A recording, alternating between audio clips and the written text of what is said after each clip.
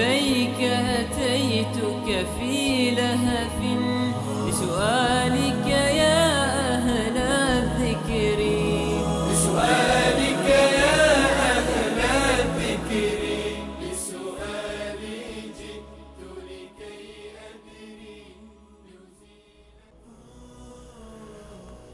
بسم الله الرحمن الرحيم. الحمد لله رب العالمين، والصلاة والسلام على أشرف الأنبياء والمرسلين سيدنا ونبينا ومولانا محمد وعلى آله و اصحابه اجمعین. با یاد و نام الله متعال برنامه امروز را آغاز می کنیم. عرض سلام و خسته نباشید داریم خدمت یکایک شما بینندگان عزیز.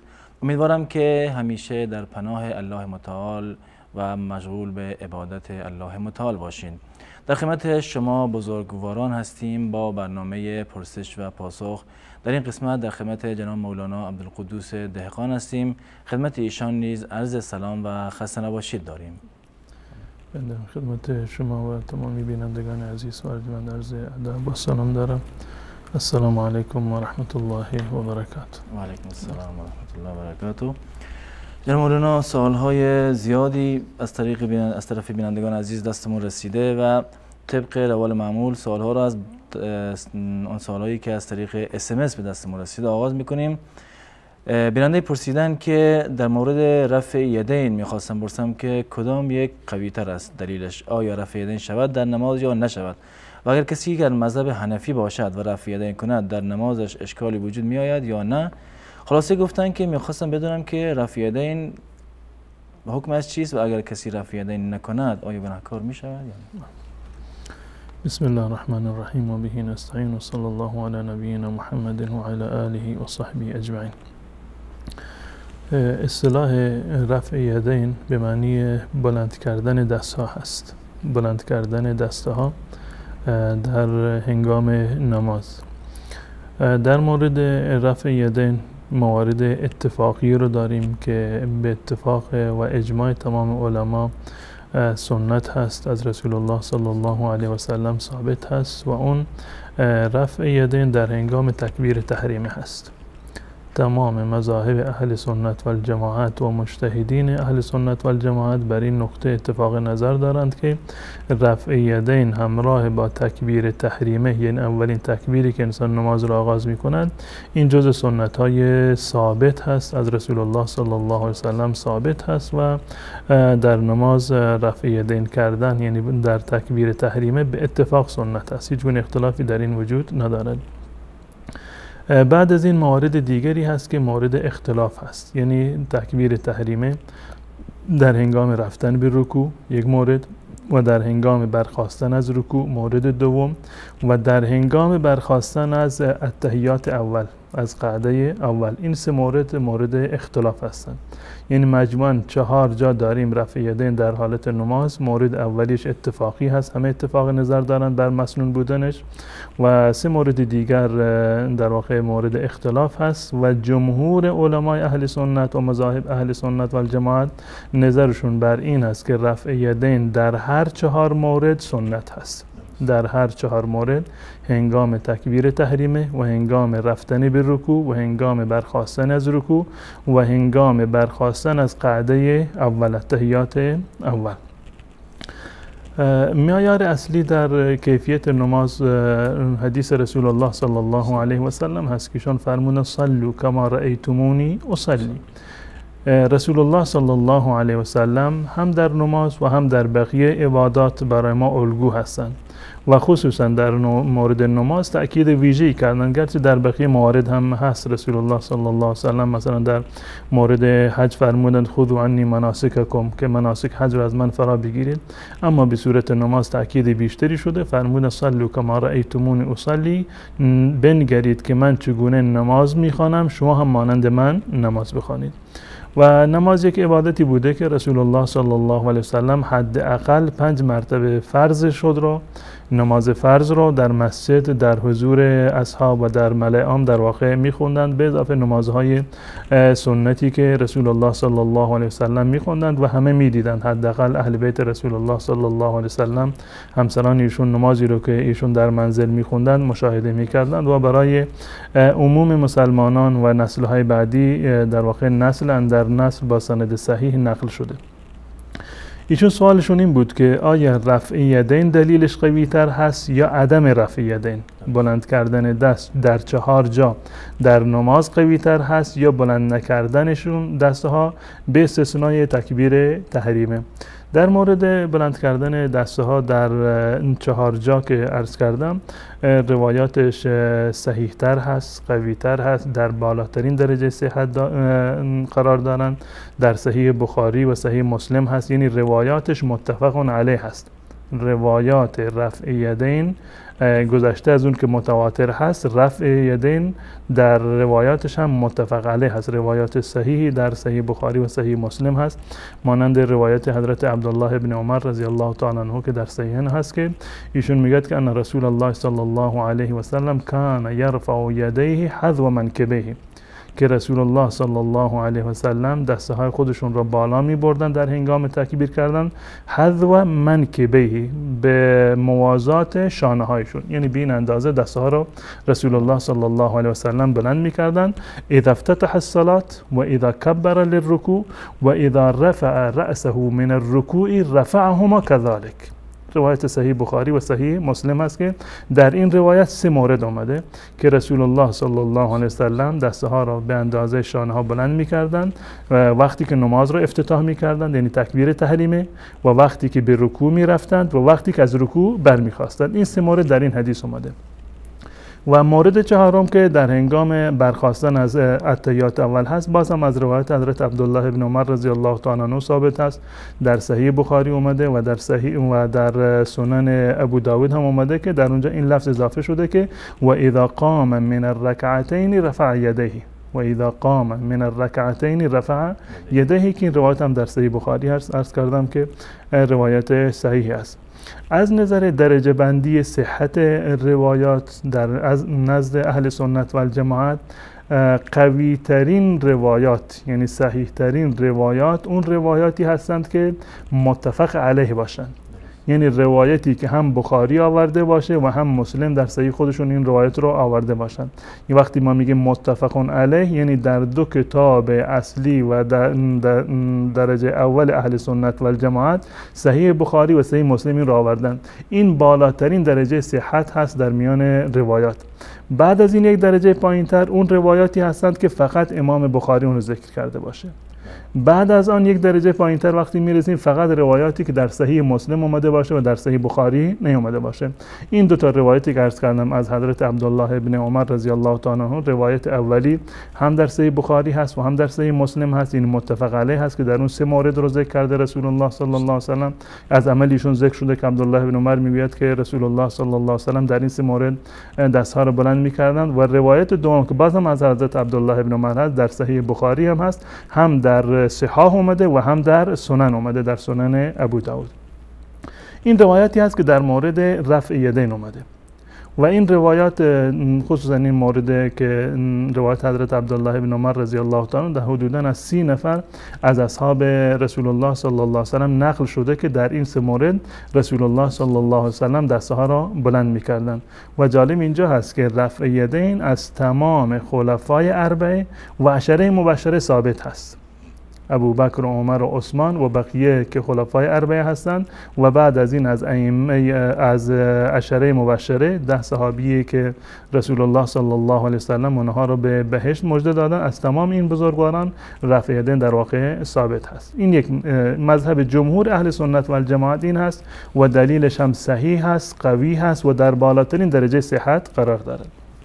در مذهب امام ابو حنیفه رحمت الله علیه ما ببینیم که خود این اختلاف را در حدی که هست باید ما اینو در نظر داشته باشیم.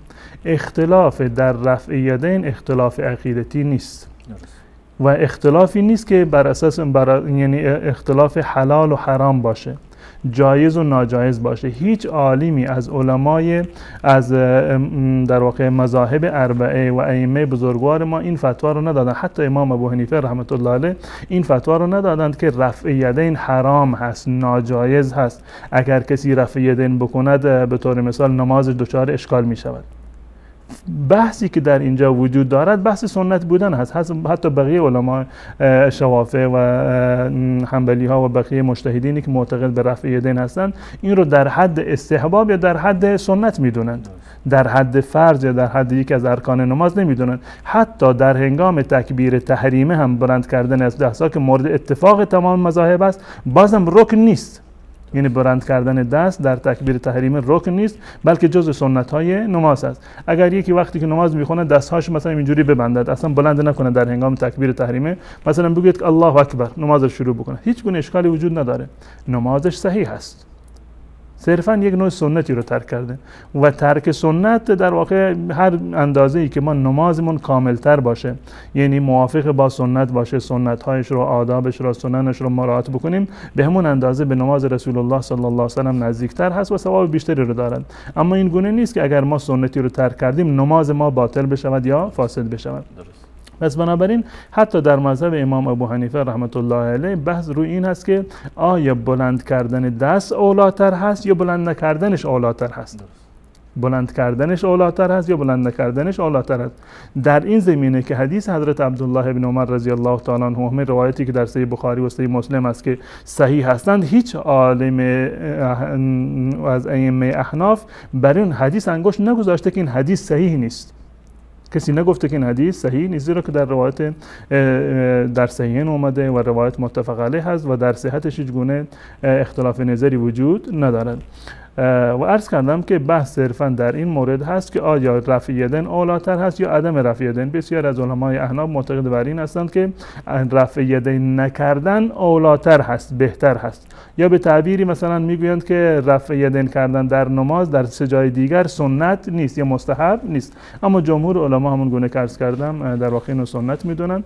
و سوال ایشون از در واقع حد روایت بود، درجه روایتی که در مورد رفع یدین هست، عدم رفع یدین. در مورد رفع یدین عرض کردم که روایت حضرت عبدالله بن عمر و از تمام عشره مبشره در واقع نقل شده.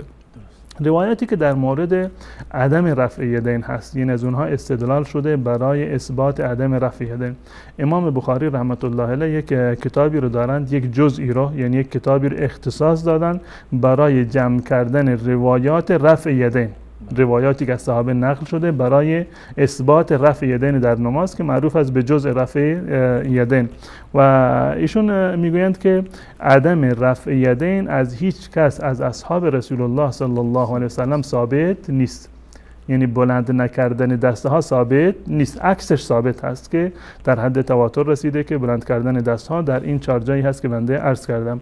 دلیلی که احناف از اون استدلال میکنند روایاتی هست که در سنن اومده، به طور مثال در سنن ابو داود اومده، از حضرت براء بن عازب اومده و از حضرت عبدالله بن مسعود رضی الله تعالی عنه اومده که براء بن عازب رضی الله تعالی عنه میگه که ان رسول الله صلی الله علیه و سلم کان اذا افتتح الصلاه رفع یدیه الى قریب من اذنیه ثم لا یعود، که دستهایشون رو بلند میکردن در هنگام وقتی که نماز رو شروع میکردن، دسته ها رو به نزدیک گوشه ها بلند میکردن، یعنی به گونه بلند میکرد از برابر شانه های مقدار بالاتر به نزدیک گوش ها میرسوندن. ثم لا یعود، و دوباره این عمل رو تکرار نمیکرد، یعنی در هنگام نماز در واقع دوباره دست ها رو بلند نمیکردن. یا روایت حضرت عبدالله بن مسعود هست که ایشون فرمودن الا اصلی بكم صلاه رسول الله صلی الله علیه و سلم، میخواهید که من، آیا نمیخواهید که من نماز رسول الله رو برای شما بخونم؟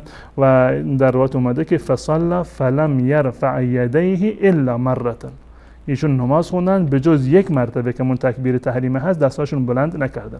الان ببینیم در مورد صحت، بالفرض اینکه این روایت صحیح باشند، بالفرض اینکه روایت در واقع هر دو تا روایت براء ابن عازم و عبدالله بن مسعود صحیح باشند، بالفرض صحتشون روایات رفع یدین متفق علیه هستند، یعنی در بخاری و در مسلم اومدن. اما روایات عدم رفع یدین در این اندازه در واقع نیستند، در سنن اومدن. گذشته از این روایات از نظر سندی در واقع مشکل دارند و روایات صحیح نیستند. به طور مثال روایت حضرت براء ابن عازم رو تعدادی از علما گفتن صحیح هست، ضعیف قرار دارند، مانند سفیان ابن عیینه، مانند امام شافعی، امام احمد ابن حنبل و در واقع حمید هم که یکی از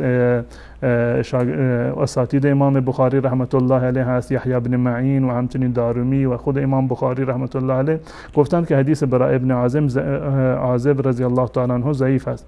و همچنین روایت حضرت عبدالله ابن مسعود رو حتی شاگردان امام ابو حنیفه رحمت الله علیه مانند عبدالله ابن مبارک رحمت الله علیه گفته که این روایت ضعیفی هست. و همچنین امام بخاری، امام احمد ابن حنبل، امام بیهقی، امام دارقطنی گفتند که روایت عبدالله ابن مسعود رضی الله تعالی عنه که نماز رو خوندند و دستها را فقط یک بار بیشتر بلند نکردند، این رو در واقع گفتند که این روایات ضعیفی است.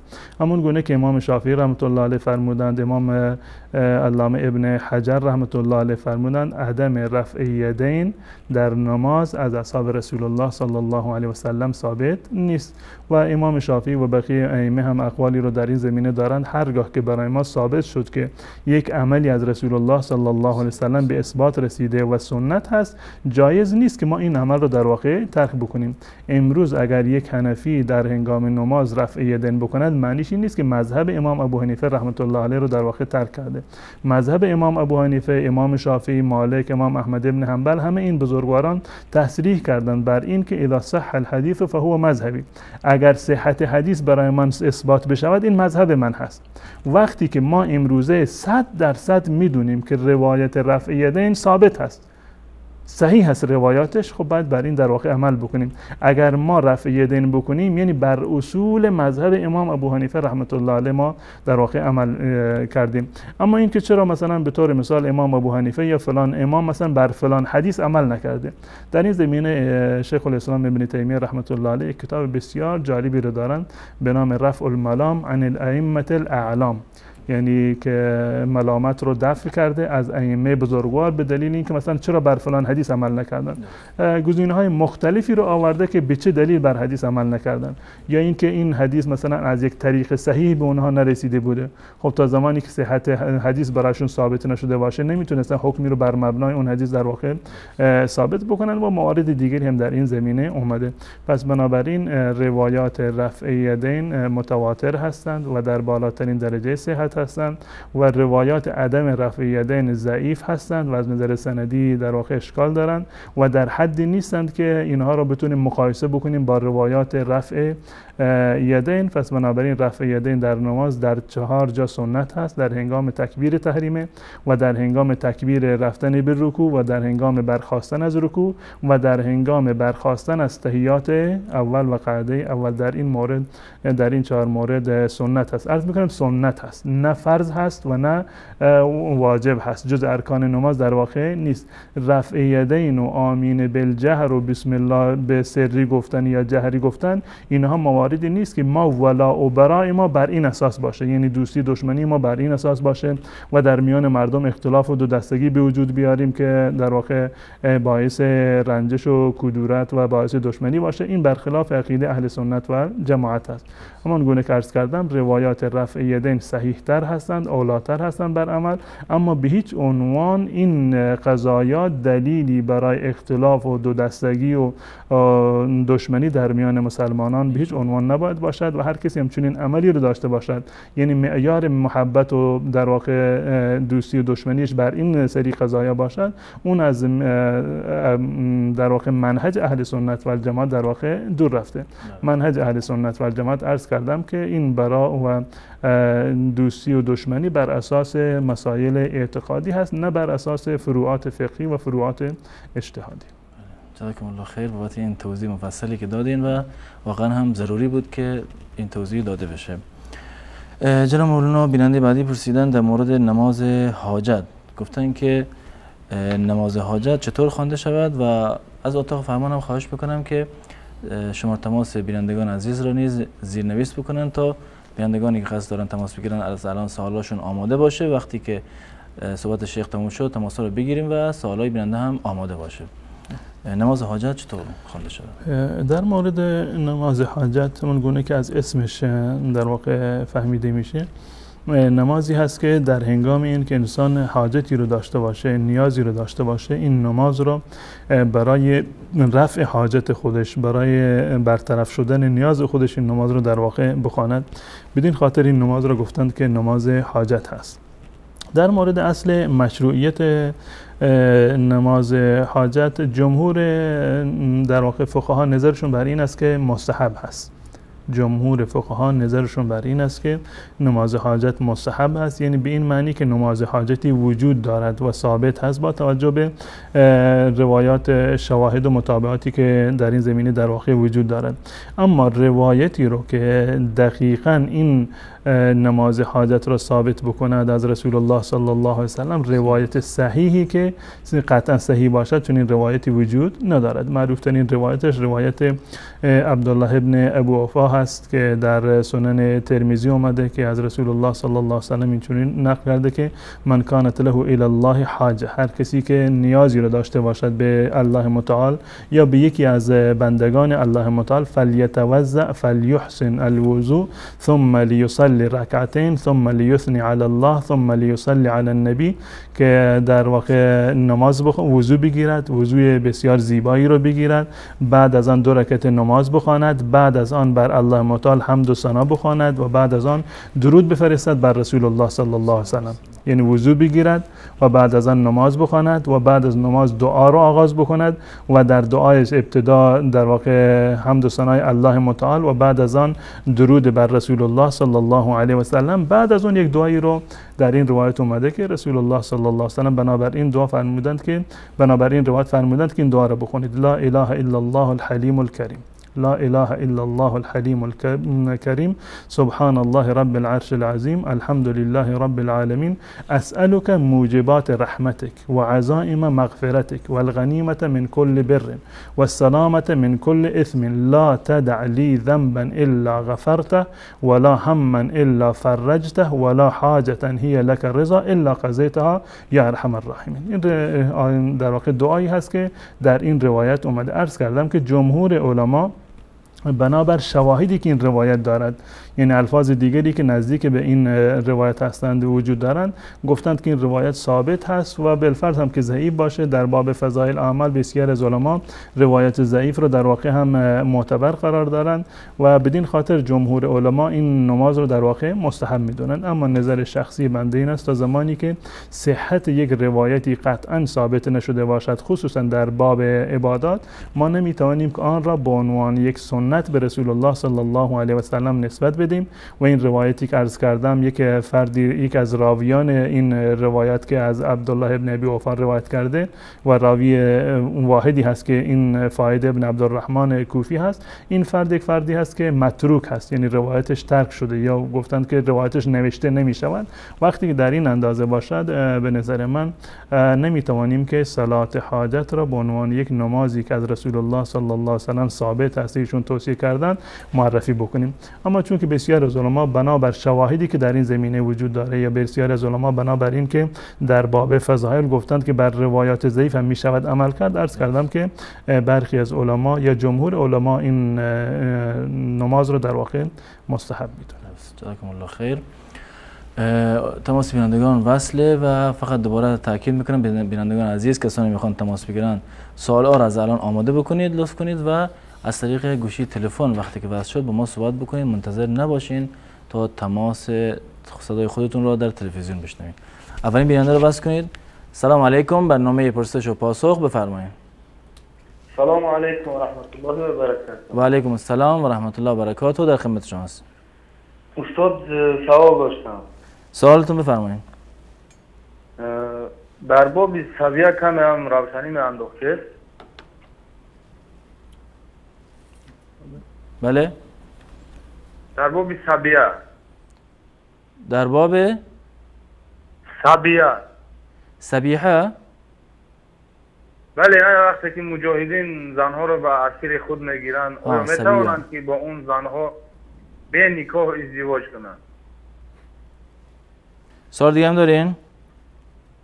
و سوال دیگر این که تومار مثلا تشتاب میدین در جای ما اون تشتاب استفاده کردن جایز است، یعنی که تشتاب در یک کاغذ کلمه شهادت را می‌نویسن میگن که در آب که برای دعا خواندن دیگه، درسته؟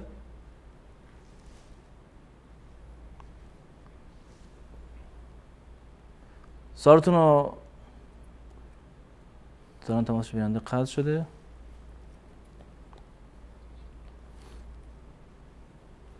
سوال دومتون واضح نبود، اگر دوباره تماس بگیرین بهتره تا یک کمی، یعنی چون سوال ناقص بود. تماس بعدی بیننده رو وصل کنید. السلام علیکم و رحمت الله و برکاته. علیکم السلام و رحمت الله، در خدمت شما هستیم. تماس میشم.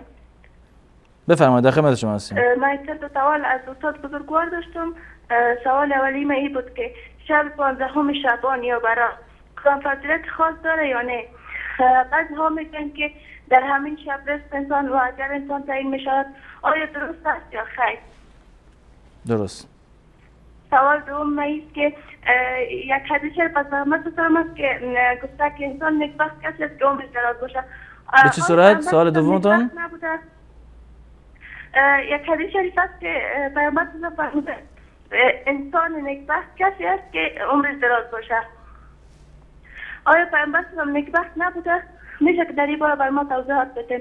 سوال سوم است که آیا عمر انسان در حال تغییر است؟ خیر. و چرا بین قرآن و حدیث در این باره تناقض وجود دارد؟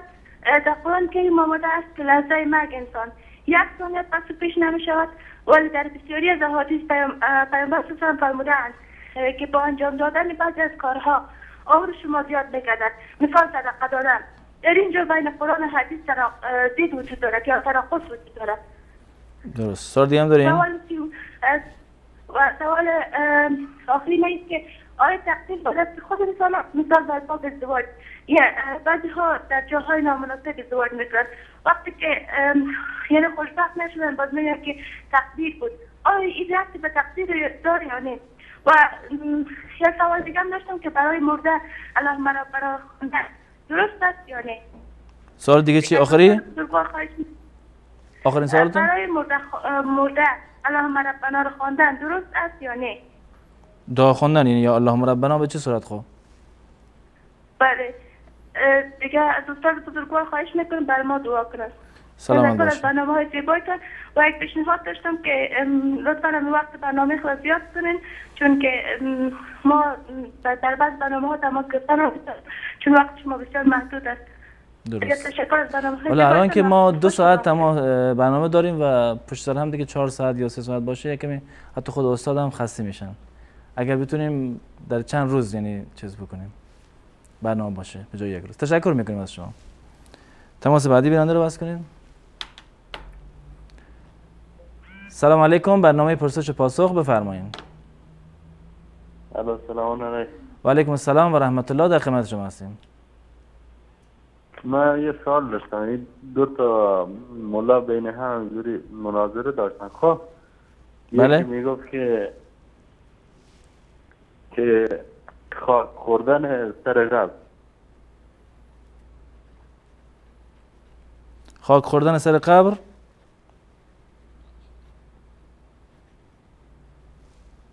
دارن تماس بیننده قطع شد.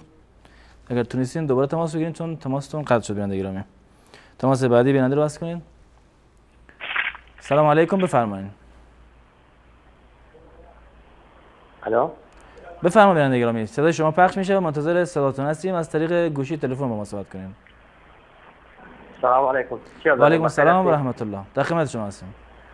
ما یک سوال داشتم، یعنی برای خواهر زنم ما محرم شهری میشم یا نمیشم؟ سوال دیگه هم دارین؟ سوال دیگه تشکر، صحت سلامت و سلامت باشه. تشکر میکنم از شما.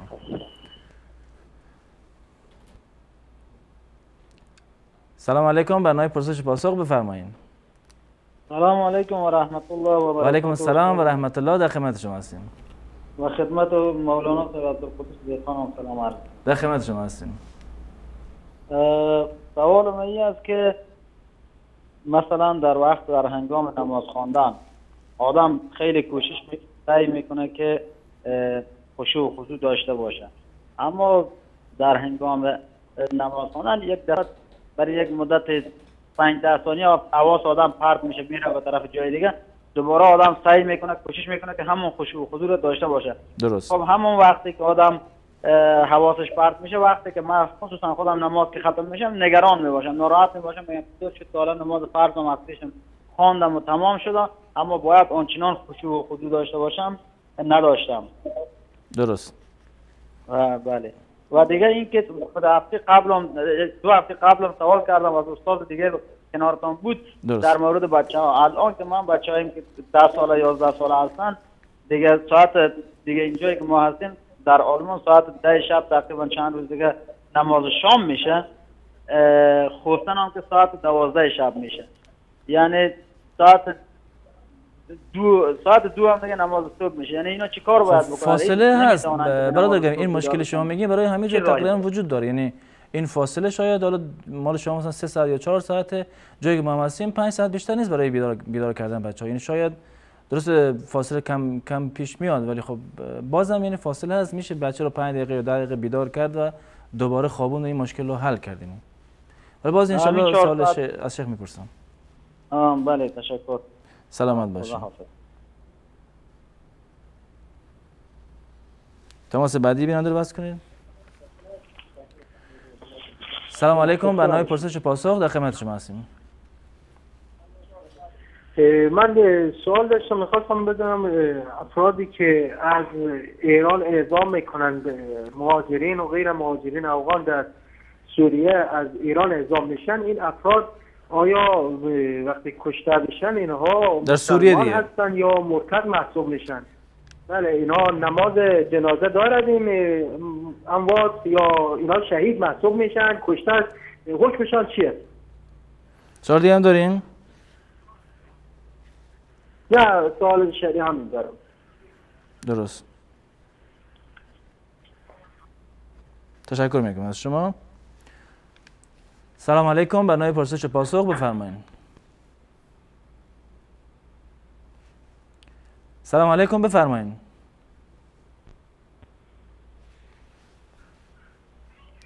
سلام علیکم، برنامه پرسش و پاسخ بفرمایید. من یک 2 سوال داشتم. سوال اولتون؟ سوال اولم مثال در همین وقتی سکرات موت هر یک مسلمان شیطان قصد ایمانش میاد. بخشین اول سوالتون واضح نبود، دوباره بپرسین. سوال اول داشتم که هر یک مسلمان وقتی سکرات موت شیطان میگه قصد ایمانش میآید، اگر انسان ایمانش صفر باشه در اون حالت ایمانش از دست میشه. مثال استاد یک چیز خواهش داشتم که از رسول خدا یگان دعا یگان ذکر برای ما هست که توسط همون دعا از پروردگار ما بخواهیم که مثال با ایمان ما را برای دنیا و شیطان ما را قصد ایمان کردن نتونن. درست. سوال دیگه هم دارین؟ سوال دیگه بله. سوال دیگه مثال امی من مثال خیلی بگم که خیلی منافق کردستم برای که ای قیامت ای عذاب گود ترسیدم و مثال نسبت به خداوند گمنای بد کردم، آیا من ای ایمان خارج شدم؟ مثال حرفای زیستی حرفای بیزه به بدیلم گفتم بد کردم، من ای ایمان خارج شدم؟ به همین سوال میخواستم جواب میداده و بعد از برنامه میخواستم همراهی اکای مولوی صحبت کنم. انشالله برنامه تماس بگیرین، مولوی با شما صحبت میکنم. تشکر میکنم از شما. تماس بعدی بیننده رو بس کنید. سلام علیکم بفرمایید. سلام علیکم، برنامه پرسش و پاسخ بفرمایید. السلام علیکم و رحمت الله و برکاته. و علیکم السلام و رحمت الله و برکاته. صداتون رو بلند کنید، در خدمت شما هستیم. بله ببخشید. سوالم این بود که الان این سران کشورهای متعدد آمریکایی همین اتحادیه سازمان ملل که اینها به خدا ایمان ندارند و به قرآن و همچنین به حضرت محمد صلی الله علیه و آله و سلم که ایمان ندارن، اینها از نظر خدا دیگه بر خود ظلم کرده اند و ستم کرده اند. ظلم. و در رابطه با اینکه اینها میان در مسائل دنیا امروز که میان در مسائل کل دنیا دخالت میکنند و به حساب خودشون اینها به خودشون میگن ما میخواهیم مثلا به شما سود برسانیم، یا مثلا میخواهیم مثلا صلح و ثبات و اینها را در کشورهای شما برقرار کنیم، چون اینها به خودشون ظلم کردن دیگه. از نظر خدا، از نظر کلام خدا، اینها بر خود ظلم کردن و ستم کردن. آیا اینها سبب میشن که به ما سود برسانن؟ یعنی منظور من اینه که اینها از همون نظر آیه قرآن، آیه سوره بقره که خداوند میفرماید اعوذ بالله من الشیطان الرجیم وإذ قیل لهم لا تفسدوا في الأرض قالوا إنما نحن مصلحون ألا إنهم هم المفسدون ولكن لا يشعرون. صدق الله العظیم. آیا اینها همین شامل همین آیه میشوند یا نه؟ درست. خیلی ممنونم. السلام علیکم و رحمت و علیکم السلام و رحمت الله و برکاته. آخرین تماس بیننده رو بس کنید.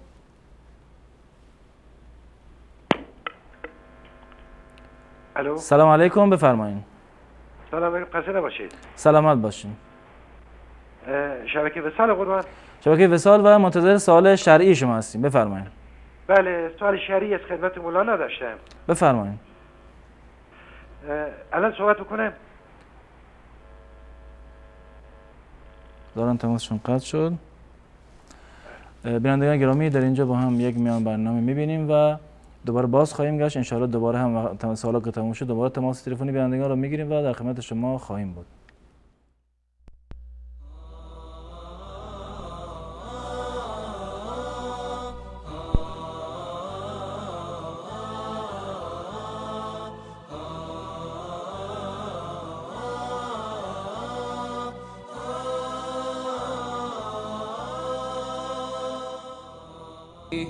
العفو منك إلهي والذنب جاء مني. العفو منك إلهي والذنب جاء مني. والظن فيك جميل حسن يا ربي ظني. والظن فيك جميل أنت يا معين أعني. ارحمني واعفو عني أنت يا معين أعني. علما زدني.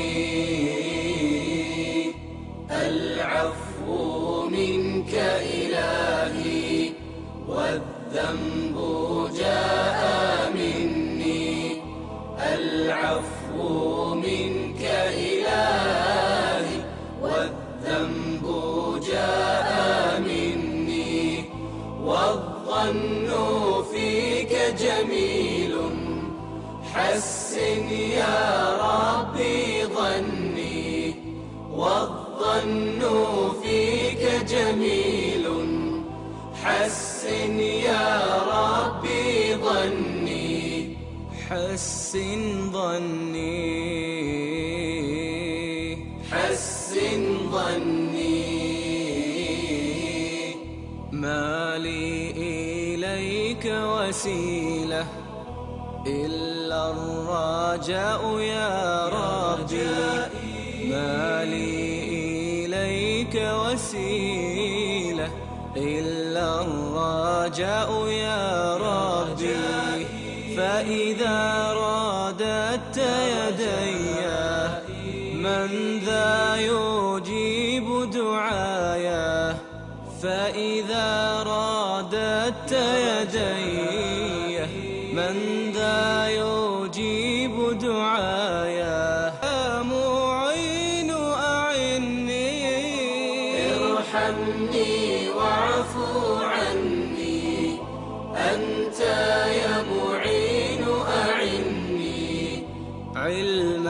زدني علما زدني العفو منك إلهي والذنب جاء مني العفو منك إلهي والذنب جاء مني والظن فيك جميل حسن يا ربي ظني والظن فيك جميل حسن يا ربي ظني حسن ظني حسن ظني حسن ظني حسن ظني حسن ظني.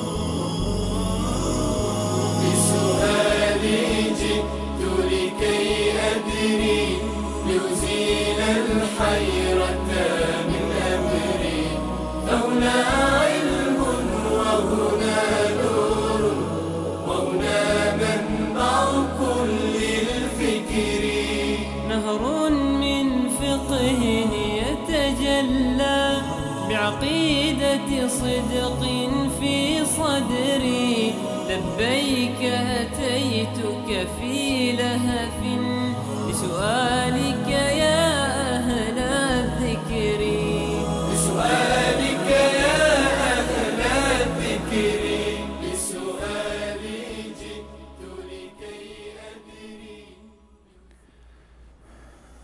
عرض سلام و خسته نباشید مجدد دارم خدمت شما بینندگان عزیز. جناب مولانا چندین سوال از بینندگان گرفتیم و بیننده گفتن که اگر جهاد وجود بیاد و در این جهاد سبیه گرفته شود، آیا این سبیه بدون نکاح ازدواج صورت میگیرد یا باید نکاح باشد؟ در مورد جهاد شرعی این در ابتدای اسلام بوده و این حکم همچنان باقی هست، بلکه قبل از اسلام هم بوده، منتها هیچ گونه ضوابطی رو نداشته. شریعت اسلامی در این زمینه برای اسرا حقوقی رو مشخص کرده. کسانی که به عنوان اسیر گرفته می شوند و برده می شوند در موارد زیادی الله متعال کفاره گناهان رو آزادی بردگان قرار داده و این حکم وجود داشته و الله متعال می‌فرماد والذین هم لفروجهم حافظون الا علی ازواجهم او ما ملکت ایمانهم فانهم غیر ملومین. ملک یمین یعنی اون کنیزه هایی که در واقع به دست مسلمانان میافتند و بدون ازدواج، یعنی بدون عقدی که معمولا در میان دو تا مسلمان خونده می شود، بدون اون در واقع یک نوع ازدواجی صورت می گیرد و این ارتباط جنسی با اونها از نظر شرعی اشکال نداره و جایز هست. منتها اصلش در مورد یک جهاد شرعی هست که در میان مسلمانان و در میان کفار در واقع توسط یک حکومت مسلمان اعلام بشود و این گونه نیست که افرادی به بهانه این که در اسلام چنین حکمی وجود دارد در واقع به پا خیزند و مال و جان غیر مسلمانان رو در واقع به تاراج ببرند. درست. جزاکم الله خیر. یعنی بعدی که تماسشون قطع شد ناقص بود سوالشون، اینجوری من از سوالشون گرفتم که گفتن حکم تشتاب چی است که گفتن دعا بر روی ورق می نویسن و در آب می اندازن. آیا این کار درسته یا نه؟ اون چیزی که در این زمینه از رسول الله صلی الله علیه و سلم ثابت هست خواندن دعا و رقیه شرعی بر روی بیمار هست. این که سوره فاتحه رو بخونند یا معوذتین رو بخونند، سوره در واقع قل هو الله را بخونند، آیت الکرسی را بخونند یا سوره ها و آیات دیگری را بخونند و بر روی بیمار بدمند، یا همچنین دعاهایی که در این زمینه از سنت رسول الله صلی الله علیه و سلم ثابت هست اینها را بخونند بر بیمار بدمند. این بهترین روش در واقع معالجه با قرآن هست و تأثیرات قطعی و ثابتی رو دارد از حدیث رسول الله و از عمل اصحاب رسول الله صلی الله علیه و سلم و همچنین از عمل خود رسول الله صلی الله علیه و سلم ثابت است.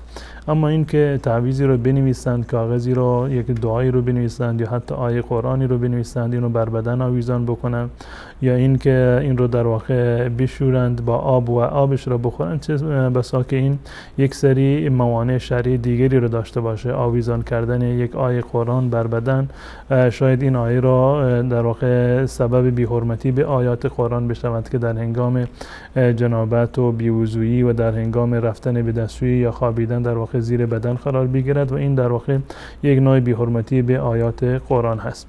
و روش صحیحش همون رقیه شرعی هست، این خواندن آیات قرآن، معوذتین یا ادعیه شرعی که از رسول الله صلی الله علیه و سلم ثابت هست که بخونند بر خودشون یا بر فرزندانشون یا بیماران بدمن، این بهترین روش است. اما بستن دعا و تعویض یا خوردنشون و شستنشون اون روشی در واقع هست که از سنت رسول الله صلی الله علیه و سلم ثابت نیست. درست. جزاکم الله خیر. آیا ماه شعبان فضیلتی دارد و آیا در این ماه دعا و یا عملی چیز خاصی وارد شده است مثل لیلت البراء یا فضیلتی برای براء وجود داشته باشد یا نه؟ در مورد ماه شعبان روایاتی از رسول الله صلی الله علیه و سلم از حضرت عایشه نقل شده که رسول الله صلی الله علیه و سلم بیشتر از هر ماه دیگر در این ماه روزه می گرفتند.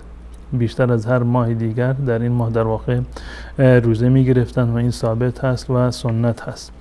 اما این که در واقع نیمه شعبان یک خصوصیت خاصی رو داشته باشه، یک فضیلت خاصی رو داشته باشه، ثواب خاصی رو داشته باشه یا یک عبادت مخصوصی تدوین شده باشد برای نیمه شعبان، شبش نماز خونده بشه یا روزش روزه گرفته باشد، در این زمینه هیچ گونه روایت صحیحی از رسول الله صلی الله علیه و سلم ثابت نیست.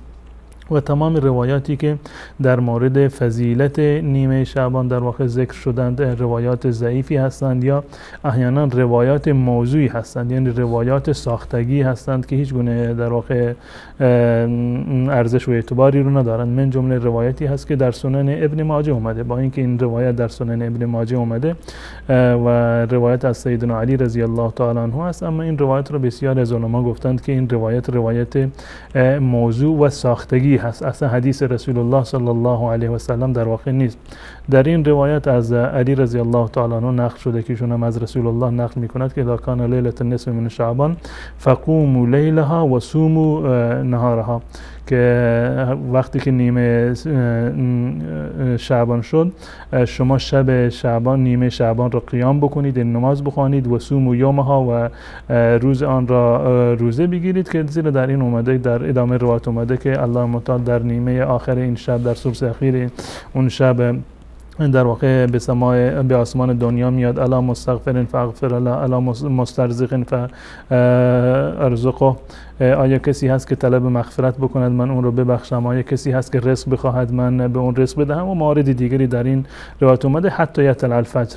اما این روایت موضوعی هست، روایت ساختگی هست. یک از راویانش ابن ابی صبره هست که امام احمد رحمت الله علیه در موردش میگه کان یضع الحدیث، که ایشون حدیث ساز بود، یعنی حدیث در واقع انجل میکرد. پس بنابراین در این زمینه روایات صحیح رو ما نداریم. و ابن العربی رحمت الله علیه در کتاب معروف خودش احکام القرآن که یکی از علمای برجسته مذهب امام مالکی هست، ایشون میگن که در مورد نیمه شعبان هیچ گونه حدیثی که بشود بر اون در واقع استناد کردن و معتبر قرار داد، نه در مورد فضیلتش و نه در مورد این که اجلها در این ماه در واقع نوشته میشوند، در این زمینه هیچ گونه روایت صحیح در واقع وجود ندارد. و تمام روایاتی که در این زمینه هستند روایاتی هستند که در واقع قابل احتجاج و استدلال نیستند. و همچنین امام نووی رحمت الله علیه در مورد صلات الرغایب و نمازی که در نیمه شعبان خونده میشه، در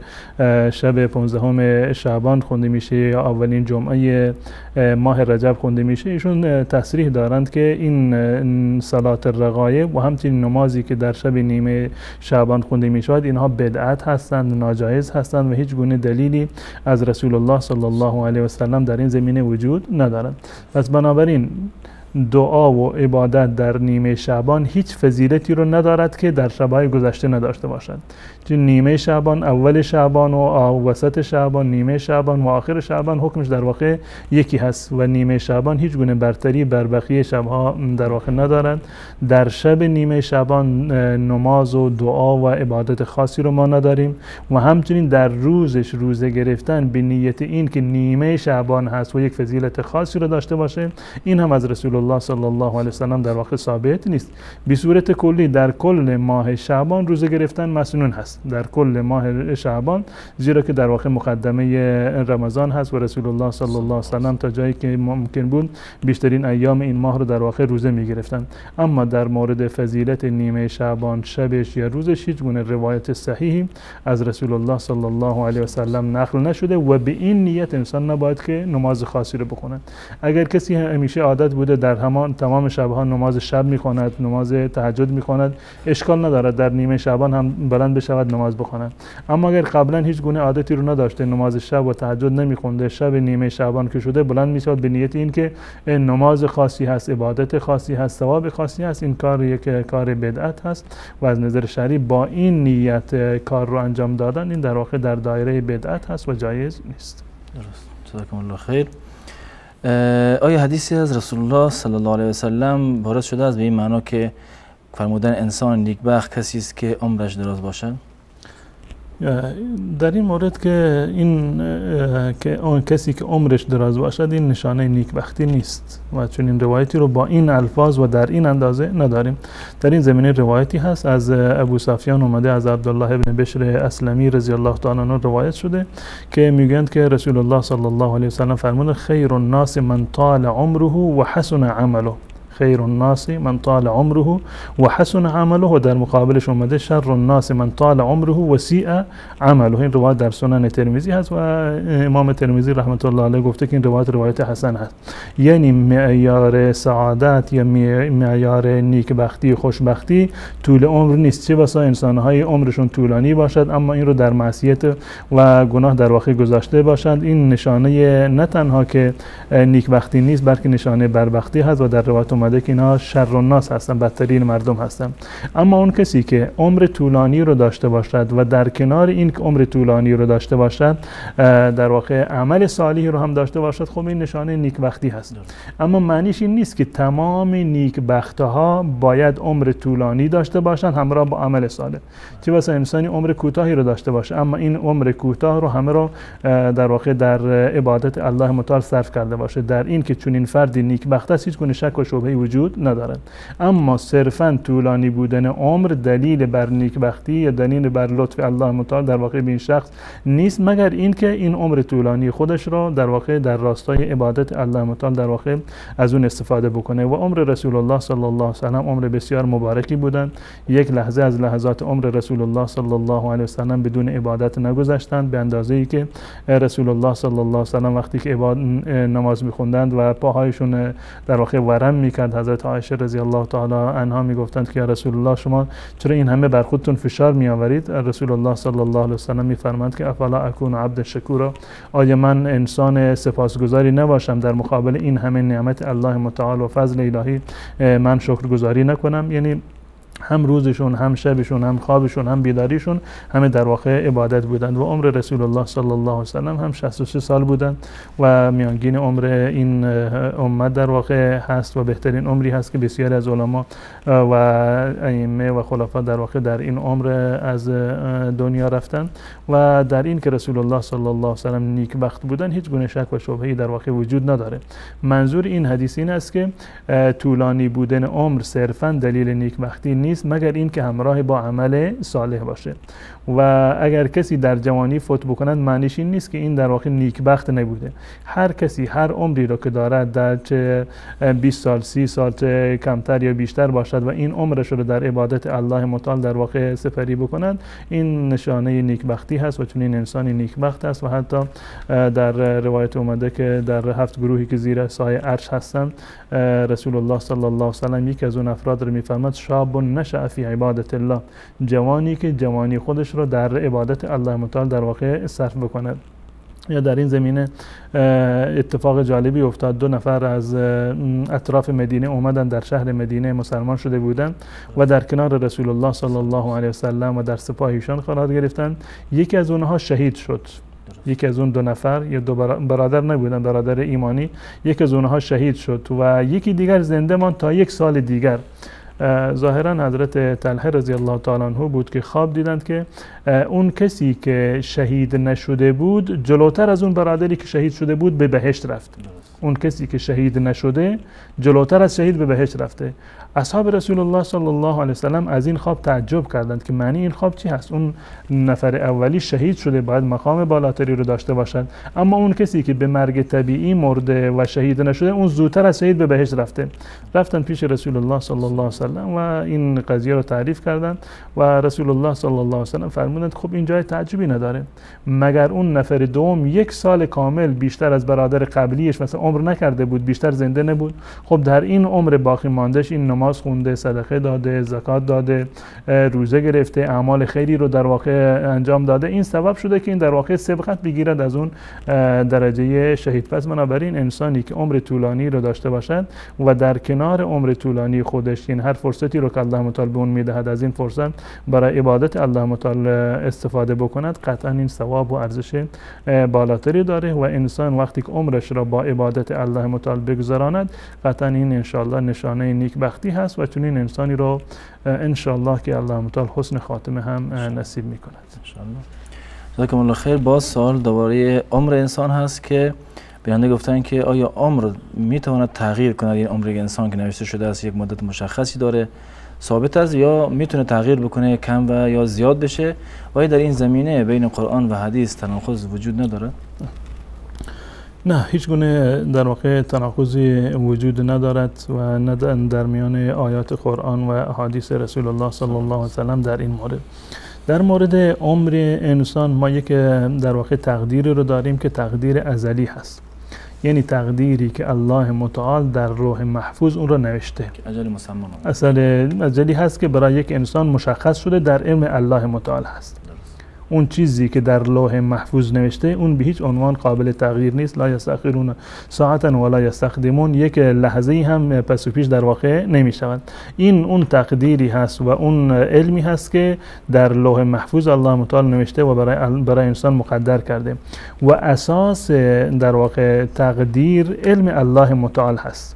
اساس تقدیر علم الله متعال است، یعنی این که الله متعال در ازل، یعنی در گذشته های خیلی خیلی دور و بدون آغاز، الله متعال میدانسته که فلان انسان وقتی که به دنیا بیاید در عمرش به طور مثال 50 سال هست و در فلان جا مثلا میمیرد. این در علم الله متعال در واقع رفته، این رو الله متعال برایش مقدر کرده. اما در کنار این در روایت اومده مانند صله رحم که رسول الله صلی الله علیه و سلم در این زمینه می‌فرمودند که صله رحم باعث ازدیاد رزق و برکت در عمر می شود، عمر رو در واقع زیاد می کند. خب یک سری عواملی هستند، یک سری کارهایی هستند مانند صله رحم، نیکی کردن به پدر و مادر که اینها باعث بیشتر شدن عمر انسان در واقع می شوند. الان 2 تا تقدیر در اینجا وجود داره، یکی علم ازلی الله متعال که این رو در واقع نوشته در لوح محفوظ، این قابل تغییر نیست. یک مقدار دیگری هست که این رو در واقع الله متعال این رو معلق کرده بر این عمل انسان، بر این عمل انسان که آیا فلان انسان صله رحم رو انجام میدهد یا انجام نمیدهد.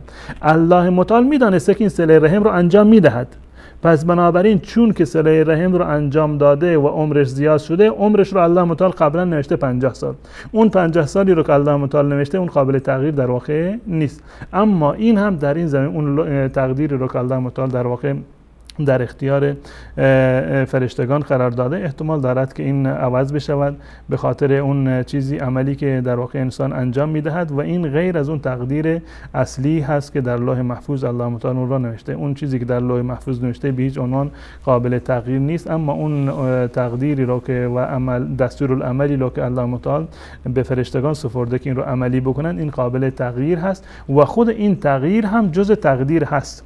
و خود این تغییر جوری که الله متعال میدانسته که آیا فلان انسان این کار خیر رو انجام میدهد یا انجام نمیدهد، اما وقتی که میدانسته که انجام میدهد بر اساس همون علم سابق خودش یک تقدیر قطعی و سرنوشت قطعی و 100% رو نوشته که اون قابل تغییر نیست.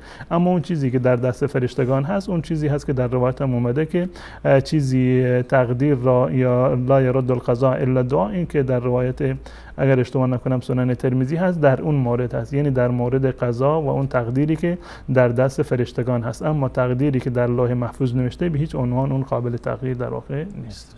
جزاکم الله خیر. دعا برای مرده درست است یا نه؟ دعا برای مردگان یکی از مواردی هست که جزء ایصال ثواب هست و ثابت هست از رسول الله صلی الله علیه و سلم، هم عملا ثابت هست و همین که ایشون در واقع دستور دادن برای دعا وقتی که کسی رو دفن می‌کردن. رسول الله صلی الله علیه و سلم این اتفاق افتاد که ایشون فرمودند که استغفروا لاخیکم فانه الان یسأل.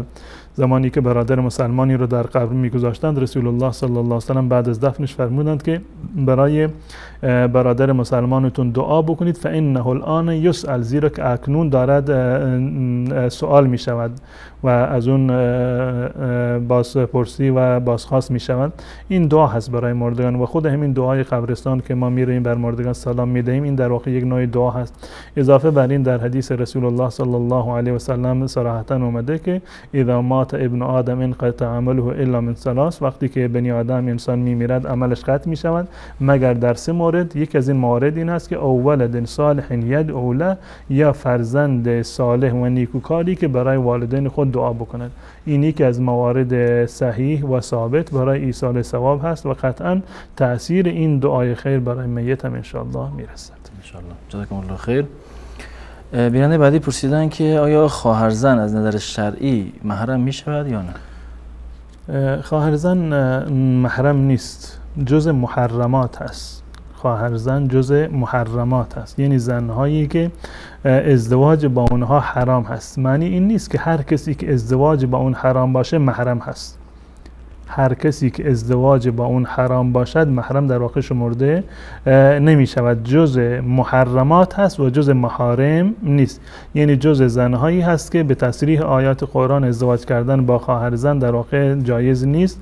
جز محرمات هست و جز محارم نیست، یعنی به هیچ عنوان احکام محرم را نمی گیرد. این جز محرمات مقطعی و نسبی هست، یعنی این که تا زمانی که اون خواهر اول در قید نکاح یک فرد هست، این فرد نمیتواند که با خواهر دوم ازدواج بکند. به طور مثال عرض کردم که یک فردی 2 تا خواهر را همزمان یک جا نمیتواند ازدواج بکند. اگر خواهر اول فوت کرد یا خواهر اول رو در واقع طلاق داد، میتواند که با خواهر بعدی در واقع ازدواج بکند، همون گونه که حضرت عثمان رضی الله تعالی عنه با 2 دختر از دختران رسول الله صلی الله علیه و سلم، یکی بعد از دیگری رقیه و ام کلثوم در واقع ازدواج کردند. اما یک جا در آن واحد با 2 خواهر ازدواج کردن جایز نیست و خواهرزن جز محرمات هست، یعنی نامحرم هست، ازدواج با اون در این زمان جایز نیست.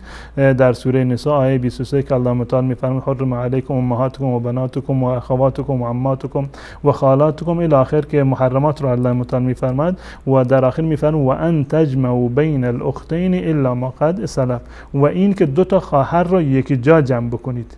این هم جز محرمات هست، یعنی ازدواج کردن 2 تا خواهر همزمان در واقع جایز نیست. وقتی که یکی رو طلاق داد و عدتش تمام شد یا اینکه خواهر اولی فوت کرد، در این صورت میتواند با خواهر دومی ازدواج بکند. پس بنابراین خواهر زن جز محرمات هست، یعنی فعلا و موقتا ازدواج با اون حرام هست، اما جز محارم نیست. احکام محرم رو در واقع بر اون نمیشود که اطلاق کرد. جزاکم الله خیر.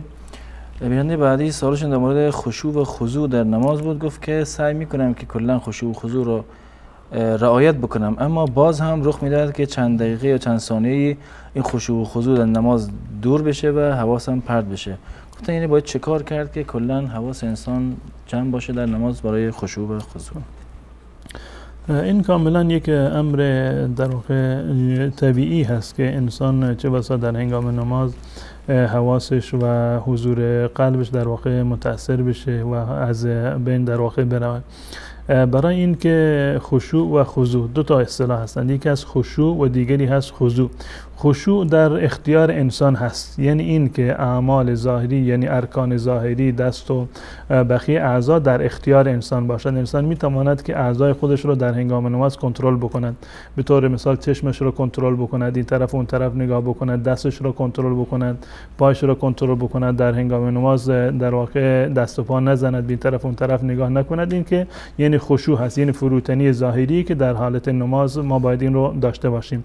و دیگری خضوع هست به معنی فروتنی قلبی و حضور قلب در هنگام نماز هست. برای حضور قلب در نماز تمامی مقدمات نماز تأثیر بسیار قوی و 100% رو دارند. یعنی شنیدن اذان یا اذان گفتن، تکرار کلمات اذان، خواندن دعای اذان، وضو گرفتن، خواندن دعای وضو، خواندن تحیة الوضو، مراعات کردن رفتن آداب رفتن به مسجد و ورود در مسجد، خواندن تحیة المسجد و انتظار نماز یا خوندن قرآن و اذکار قبل از نماز، تمام اینها تأثیر خیلی عمیق و مثبتی رو در حضور قلب در نماز دارن. شما دو نفر رو در واقع با هم دیگر مقایسه بکنید. یک نفر اومده تمام این موارد رو مراعات کرده، یعنی از لحظه نماز به تعبیر حدیث رسول الله صلی الله علیه و سلم قلبش بسته در مسجد هست، یعنی منتظر نماز هست. وقتی که اذان گفته میشه الفاظ رو تکرار میکند و تمام این آداب و عرض کردم اینها رو تمام مراعات میکند و تا وقت نماز قطعا یک پیش زمینه بسیار خوبی رو دارد برای آغاز نماز، زمینه سازی کرده. اما یک فردی فرض کنیم که از یک فیلمی رو تماشا کرده، تلویزیون رو خاموش کرده و مصلی رو انداخته و خواسته که نماز بخواند، یا مسابقه فوتبال رو دیده هنوز اون صحنه ها در تو ذهنش هست که الان نماز رو شروع کرده، قطعا چون این فردی نمیتواند حضور قلب کاملی رو در نماز در واقع داشته باشد. پس بنابراین برای حضور قلب در نماز باید ما به مقدمات نماز خیلی توجه بکنیم. اون چیزی رو که در اختیار ما نیست و الله تعالی ما رو مکلف نکرده، لا یکلف الله نفسا الا وسعها، تا جایی که شما میتوانید سعی بکنید حضور قلب در نماز رو در واقع داشته باشید و به هر میزانی که خشوع و خضوع شما در نماز بیشتر باشد، به همان میزان ثواب نماز شما، ورزش نماز شما و تأثیر نماز در زندگی شما در واقع بیشتر خواهد بود. و انسان با تمرین انشاءالله کم کم میتواند که در این زمینه سهم بیشتری رو داشته باشد. در روایت اومده که رسول الله صلی الله علیه و سلم فرمودند که گاهی وقت انسان از نماز فارغ میشود، یا اینکه در واقع درجات متفاوتی رو رسول الله صلی الله علیه و سلم ذکر کردند که بعضی مثلا 10%، بعضی 20%، 30%، 40% از ثواب این نماز رو در واقع درک کردند و حاصل کردند. این به علت حضور قلبی هست که انسان در واقع در نماز دارد. اگر یک لحظه در ذهن انسان یک خاطره اومد، یک فکری اومد، انسان باید سعی بکند که این رو ادامه ندهد در نماز، این رو فوراً قطعش بکند و به اذکار نماز و اورادی که خوانده میشوند، آیاتی و ادعیه‌ای که در نماز خوانده میشوند، فکرش رو به این طرف منعطف بکند. ان شاء الله خضوع و خضوعش در نماز ان شاء الله بیشتر خواهد شد. ان شاء الله. جزاکم الله خیر. بیننده و سوال خود بیننده بود که گفتن در اروپا زندگی میکنن و قضیه‌ای که بیان شده، یعنی قبلا هم سوال کردن، گفتن که بچه‌ای که سنشون به 9-10 سال رسیده را، چون که ساعت 12 شب نماز عشاء است و ساعت 2 هم نماز صبح، فاصله کمه و مدرسه هم بعد از اون هست، گفتم ما آیا میتونیم بچه‌های 9 ساله 10 ساله رو برای نماز ظهر، برای نماز صبح بیدار نکنیم چون فاصله کمه تا به مدرسه برن؟ از نظر شرعی نماز بر یک کسی که بالغ نشده، نماز بر اونها واجب نیست به عنوان یک حکم اصلی. این اگر نماز نخوندن این گونه نیست که گناهکار بشن. اما رسول الله صلی الله علیه و سلم فرمودند که فرزندانتون رو از این سن در واقع عادت به نماز بدهید. ایشون میتونند که برای این که عادت بکنن بچه‌هاشون و خوابشون هم در واقع کامل باشه، در وسط روز قیلوله بکنن. به طور مثال بعد از این که از مدرسه میان یک مقدار استراحت بکنند. قطعا این استراحت در وقت ظهر که به عنوان قیلوله هست و سنت هست، این تاثیر خیلی زیادی رو داره. در شب ولو این که ساعت کمتری رو استراحت کرده باشند، در واقع جبران میشوند و میتوانند که اکتفا بکنند به همون مقدار خوابی که یک بخشی رو در شب خوابیدند و استراحت مابقی و یک مقداری از استراحتشون رو در واقع واگذار بکنند به نیمه روز یا وقت قیلوله، وقت ظهر که قیلوله گفته می شود و می شود با این تدبیر انسان خوابش رو و کار و نمازش رو تنظیم کرد. جزاکم الله خیر. بیننده بعدی پرسیدن که در مورد این شیعیان افغانستان که برای کمک به بشار اسد که از حزب بعث سوریه هست و به کمک اونها میرن به سوریه برای اینکه بچه ها و زنان سوریه ها رو میکشن و خودشون در اونجا کشته میشوند یا به هلاکت میرسن، آیا این اشخاص نماز جنازه دارند و آیا اینها جزء مسلمان شمرده میشن یا نه؟ کلا چه حکمی دارن اینها؟ در این مورد قطعا هیچ فکر نمی کنم که اهل سنت و الجماعتی در چنین مواردی در واقع شرکت بکنند. در نماز که نماز جنازه شیعه باشه دعوت بکنند از کسانی که در واقع شیعه هستند و در اونجا کشته شدند نماز جنازه در واقع خونده بشه و اساسا خود شیعه ها هم به این اعتقادی ندارند و در روایت شیعه اومده حتی اگر شما بر سر جنازه یک مسلمان به معنی یعنی سنی رفتید، به جای اینکه برای دعای مغفرت بکنید برای دعای خیر، برای دعای بد بکنید. دعای بد کردن برای میت در روایت شیعه وجود داره که برای سنی ها در هنگام نماز جنازه شما باید دعای بد بکنید و من گمان نمی کنم که یک اهل سنت برود در چنین مواردی شرکت بکند. کسانی که برخلاف مصلحت مسلمانان در واقع عمل کردند، حتی به عنوان یک تعزیری که شده، به عنوان یک در واقع اعتراضی هم که شده، اهل سنت و الجماعت به هیچ عنوان نباید در این موارد در واقع شرکت بکنند. در چنین موارد از رسول الله صلی الله علیه و سلم به طور مثال هر کسی که خودکشی کرده بود رسول الله صلی الله علیه و سلم بر اون نماز نخوند. کسی رو که قرض داشته به وامی برگردنش بود رسول الله صلی الله علیه و سلم بر اون نماز نخوندن و فرمودن صلوا علی صاحبکم، خودتون بر این در واقع رفیقتون نماز بخوانید. نماز و رسول الله صلی الله علیه و سلم نماز نخوندن به عنوان یک تعزیر و به عنوان این که در واقع صفها جدا بشود و مشخص بشوند. درست نیست که اهل سنت و الجماعت، اون کسانی که علیه اهل سنت و الجماعت اقدام کردند و علیه اونها جنگیدند، اهل سنت و الجماعت را به قتل رسوندند و به شهادت رسوندند، الان وقتی کشته شدند اهل سنت با چی رویی و با چی انگیزه‌ای میتوانند که برن بر اونها نماز جنازه بخونند؟ چون این چیزی از نظر شرعی هم جایز نیست. درست. جزاکم الله خیر. بیننده بعدی پرسیدن که آیا این قضیه درست است که اگر انسان در دنیا واقعا ایمانش با صدق نباشد با ایمان از دنیا نمی رود و چه دعایی برای حفظ ایمان وجود داره؟ در مورد این در واقع انسان همیشه باید دعای استقامت بکند، یعنی ربنا لا تزغ قلوبنا بعد اذ هدیتنا. این دعا رو همیشه انسان باید ورد زبانش باشد. دعای قرآنی هست که پروردگار قلوب ما را منحرف نگردان بعد از آن که ما را هدایت کردی. همیشه این دعا رو بخونیم و در هنگام نماز همیشه ما این دعا رو میخونیم اهدنا الصراط المستقیم، که ما را به راه راست هدایت بفرما. ولو این که ما بر راه راست هستیم، بر هدایت هستیم، بر قرآن و سنت عمل میکنیم، بر روش رسول الله صلی الله علیه و سلم هستیم، اما این دعا که اهدنا الصراط المستقیم که روزانه در هر رکعت نماز و در هر مرتبه‌ای که ما سوره فاتحه رو میخونیم این دعا رو میکنیم، معنیش این است که پروردگار ما را بر صراط مستقیم و راه راست استقامت نصیب بفرما. این دعای استقامت کردن را در هنگام نماز ما میگونیم. در غیر این زمان همیشه ما باید دعای استقامت بکنیم و دعای حسن خاتمه بکنیم، یا هر دعایی رو که در این زمینه آیات قرآنی باشند، همون که آیه که من عرض کردم یا دعای دیگری که از سنت رسول الله صلی الله علیه و سلم ثابت شده. انسان باید در این زمینه به یک نکته خیلی مهمی باید توجه بکند که گناهانی که انسان انجام میدهد و بدون توبه میمانند، اینها رفته رفته قلب انسان را سیاه میکنند و انسان با این گناه و با این معصیت خو میگیرد، به گونه این به جای میرسد که اصلا در نهایتش احساس گناه و معصیت از اون در واقع گرفته میشود و چه بسا که در نهایت به جای این که احساس گناه بکند به این گناه هم افتخار میکند. خب کسی که اساسا احساس گناه نمی کند یا به گناه خودش افتخار میکند، لزومی و انگیزه‌ای هم نیست که در واقع در فکر توبه باشد. نه لزومی برای توبه میبیند و نه هم انگیزه برای توبه کردن در واقع میبیند. اما اما اون انسان مسلمانی که همیشه بعد از هر گناه توبه میکند، استغفار میکند، اون گناه اولش در واقع از بین رفته، به محض اینکه گناه دیگری رو مرتکب بشه دوباره احساس نیاز میکند که باید توبه بکند. همیشه انسان باید بعد از تمامی گناهی که ناخواسته از انسان سر میزند یا اینکه عمدن گناهی رو انجام داده، بعد از اون عمدن هم انسان باید توبه بکند و کارهای خیری رو انجام بدهد. ان الحسنات یذهبن السیئات، که نیکی ها بدی ها رو از بین میبرند و رسول الله صلی الله علیه و سلم فرمودند که اتبع السیئه الحسنه تمحوها. بعد از گناهی و معصیتی که انجام دادی و از تو سر زد، بعد از آن کار خیری رو انجام بده که اون گناه و معصیت تو رو از بین خواهد برد. پس بنابراین اگر ما همیشه توبه بکنیم، استغفار بکنیم، طلب مغفرت و عذرخواهی بکنیم از الله متعال، این انشاءالله یک مؤشر خوب و یک علامت خوبی هست برای اینکه الله متعال حسن خاتمه رو هم انشاءالله نصیب ما بگردانه. انشاءالله. جزاکم الله خیر. از اتاق فرمان در اینجا خواهش میکنم که شما تماس بینندگان عزیز را زیرنویس بکنن و دوباره از بینندگان هم خواهش میکنم که سوالا را آماده بکنن و بعد تماس بگیرن.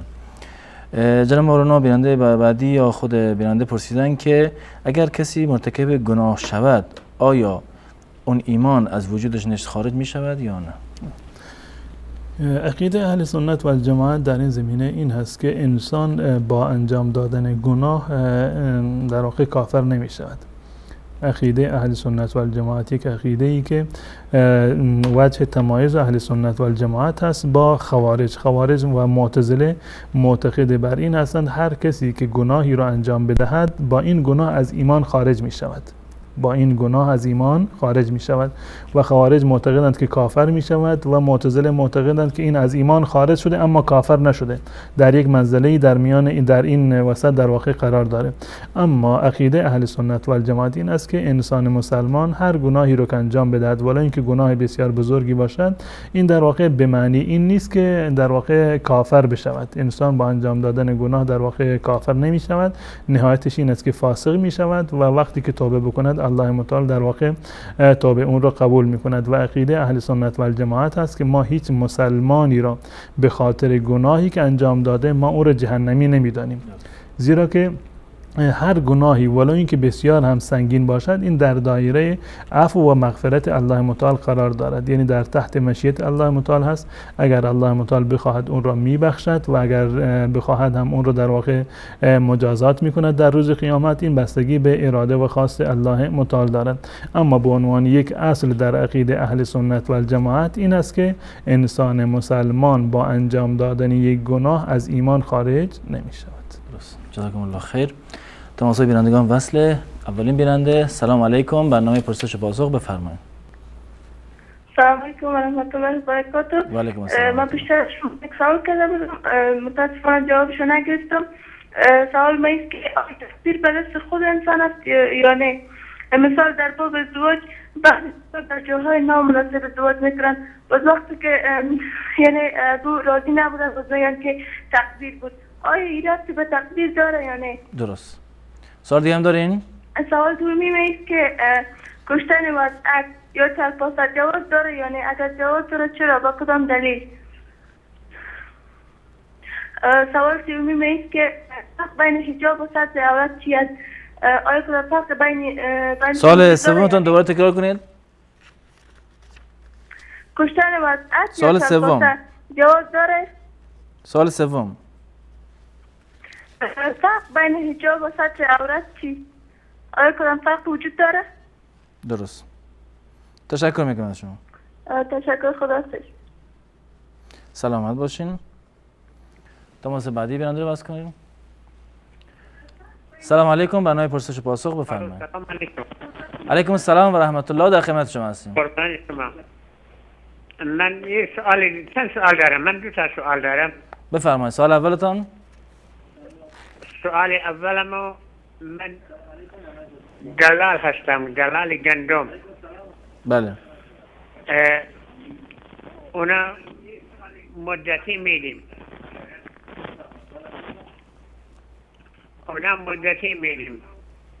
آیا بهرهش حلال هست یا نه؟ آیا؟ بهره اون گندمی که مدتی میدیم، پول اضافی که میگیریم اونا حلال هست یا نه؟ یعنی شما گندم رو درو میکنین، درسته؟ و از اون نه. بهره میگیرین. ببین من حالا گندم میخرم بله. میفروشم به یه نفر مدتی 4 ماه 5 ماه، اون پول اضافی که بعد قیمتی گندم که اضافی بهش میدیم به اون یه نفر، اون حلال است یا نه؟ درست. اونم یه سوال دیگرم به صورت بعضی یعنی از منظورتونه که افراد پول رو همون الان همون موقع نمیگیرین، برای چند ماه بعد میخوای پول بگیرین یک کمی گرونتر میفروشین. ببین من حالا گندم کیلو گندم 1100 تومان میخرم. من درست. از کردستان زنگ میزنم، کردستان ایران. کیلو گندم 1100 تومان بهش میدم. درست. باشه که کیلو 1100 تومان بهش میدم، مدتی به یه نفر دیگه فرض کنیم 1300 تومان 1400 تومان بهش میدیم. اون اضافیش حلال هست یا نه؟ درست. سوال دومم، اون آخوندهای ما مثلا مصطفی ما بله میگن وقتی که پیغمبر صلی الله علیه وسلم وضو گرفته و خانم های خودشی بوسیده و رفته نماز جماعت کرده، آیا اونا درسته یا نه؟ درست. سوال دیگه هم دارین؟ قربان شما، ممنونم. سلامت باشین.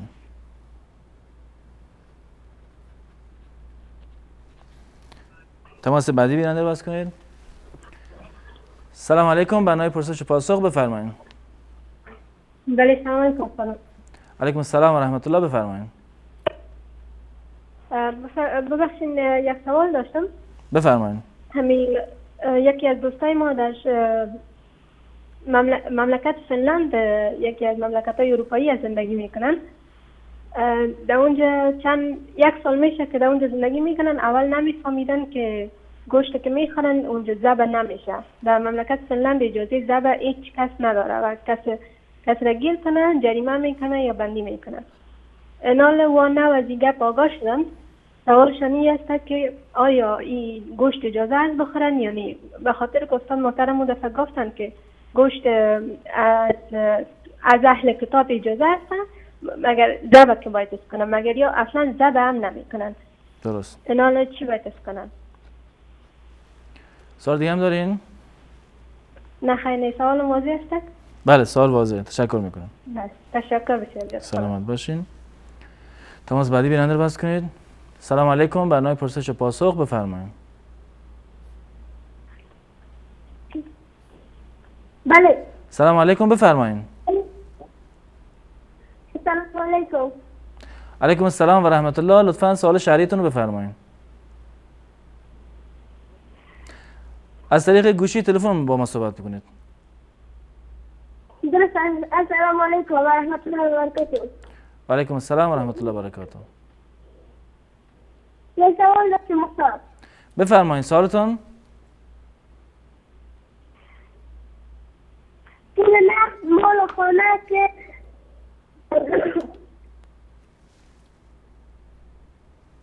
پول نقد. من بینندگان باز خواهش میکنم که منتظر نباشن صداشون از تلویزیون پخش بشه، بلکه همون موقع با ما صحبت بکنن بعد صدای خودشون از تلویزیون بشنون. سلام علیکم، برنامه پرسش و پاسخ بفرمایید. سلام علیکم. و علیکم السلام و رحمت الله، در خدمت شما هستیم. یک سوال داشتم. بفرمایید سوالتون. سوال من همیست که راجع به همین بعضی اشخاصی که امروز از طریق ایران وارد سوریه شدن کشته شدن، آیا این میارن به عنوان شهید؟ آیا شهید است یا نه؟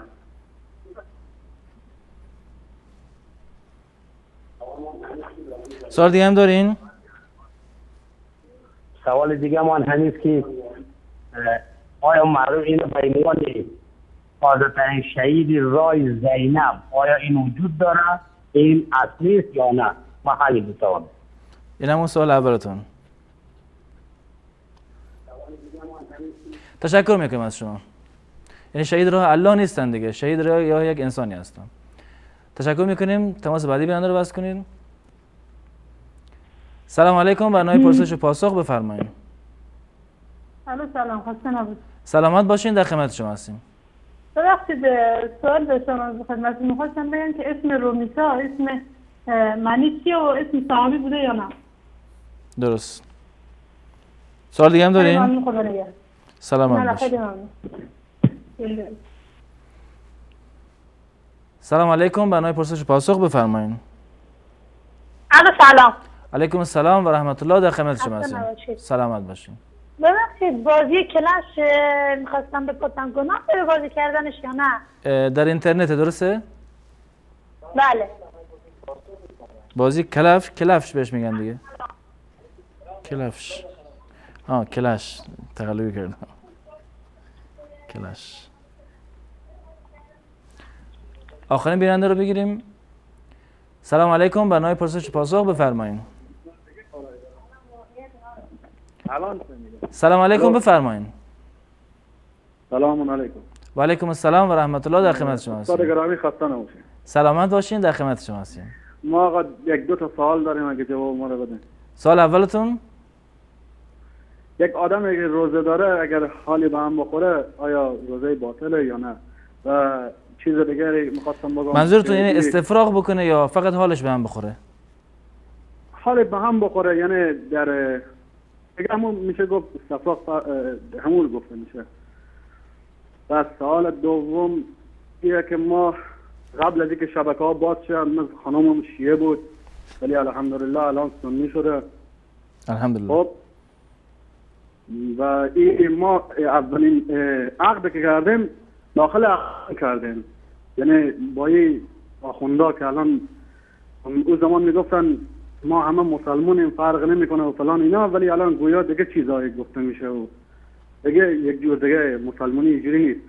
و ما این شبکه‌های شما رو که نگاه کردیم بعد فهمیدیم، بعد در مرور زمان بعد یک عقدم باز ملای اهل سنت شد. درست.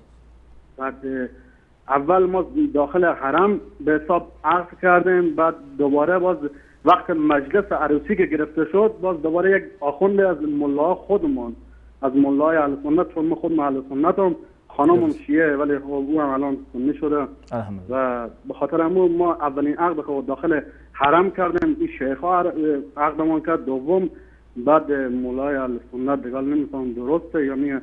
جواب استاد گرامی اگه جواب بدن ان شاء الله. تشکر میکنم از شما. قربان شما، خدا سلامت باشید. یعنی گرامی در اینجا با هم یک میان برنامه میبینیم و دوباره باز خواهیم گشت، در خدمت شما عزیزان خواهیم بود. با ما باشین.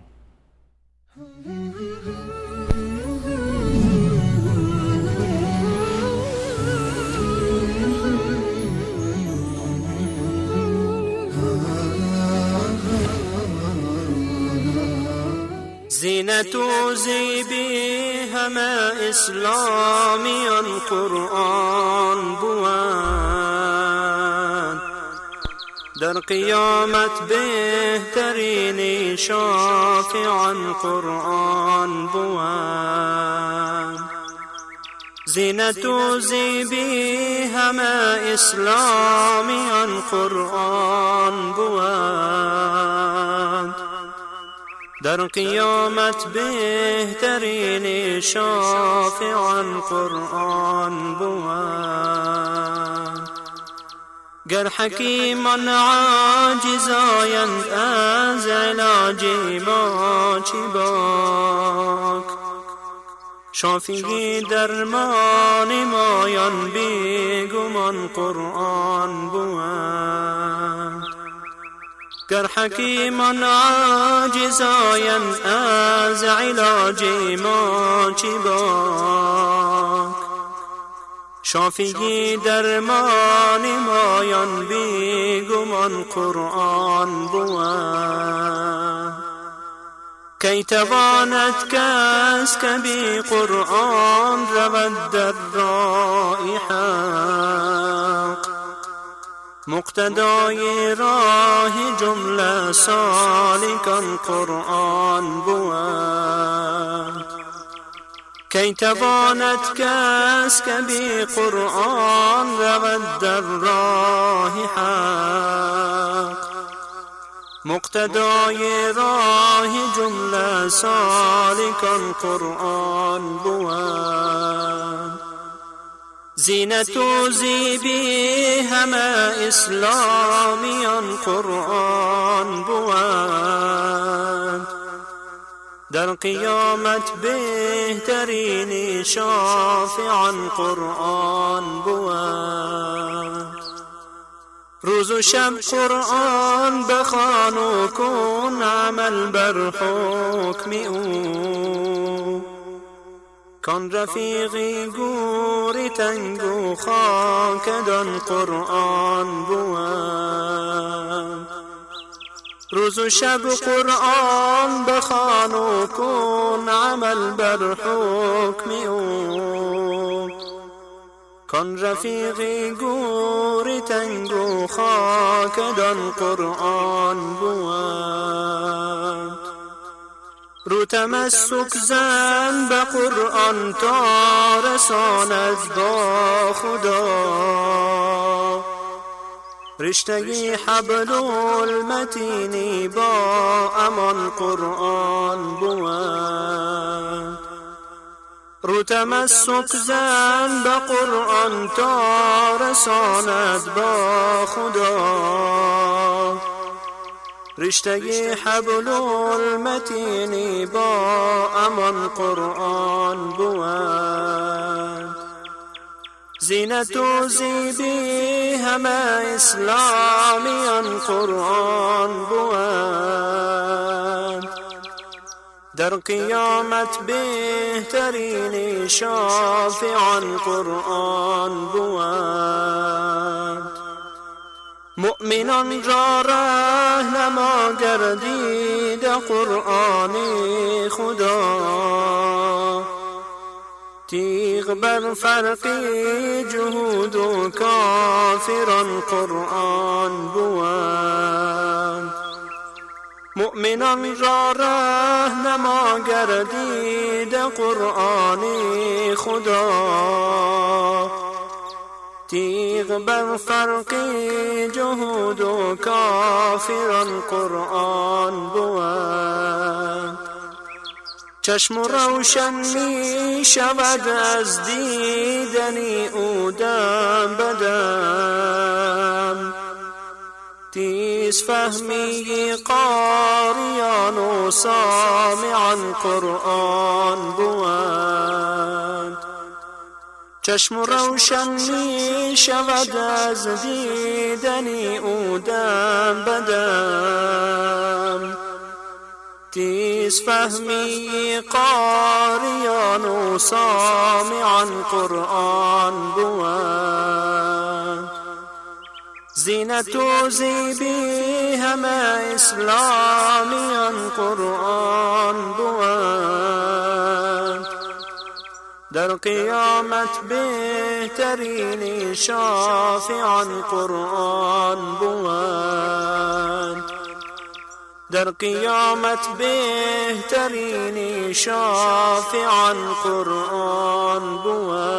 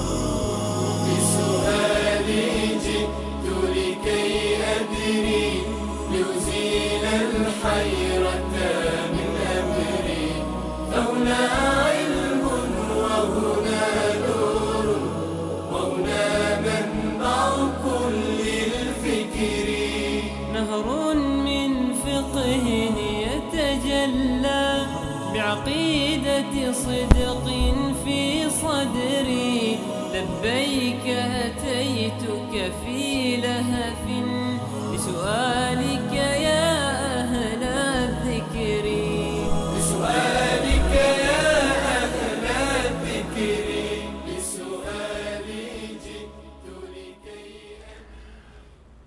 عرض سلام و خسته نباشید مجدد دارم خدمت شما بینندگان عزیز.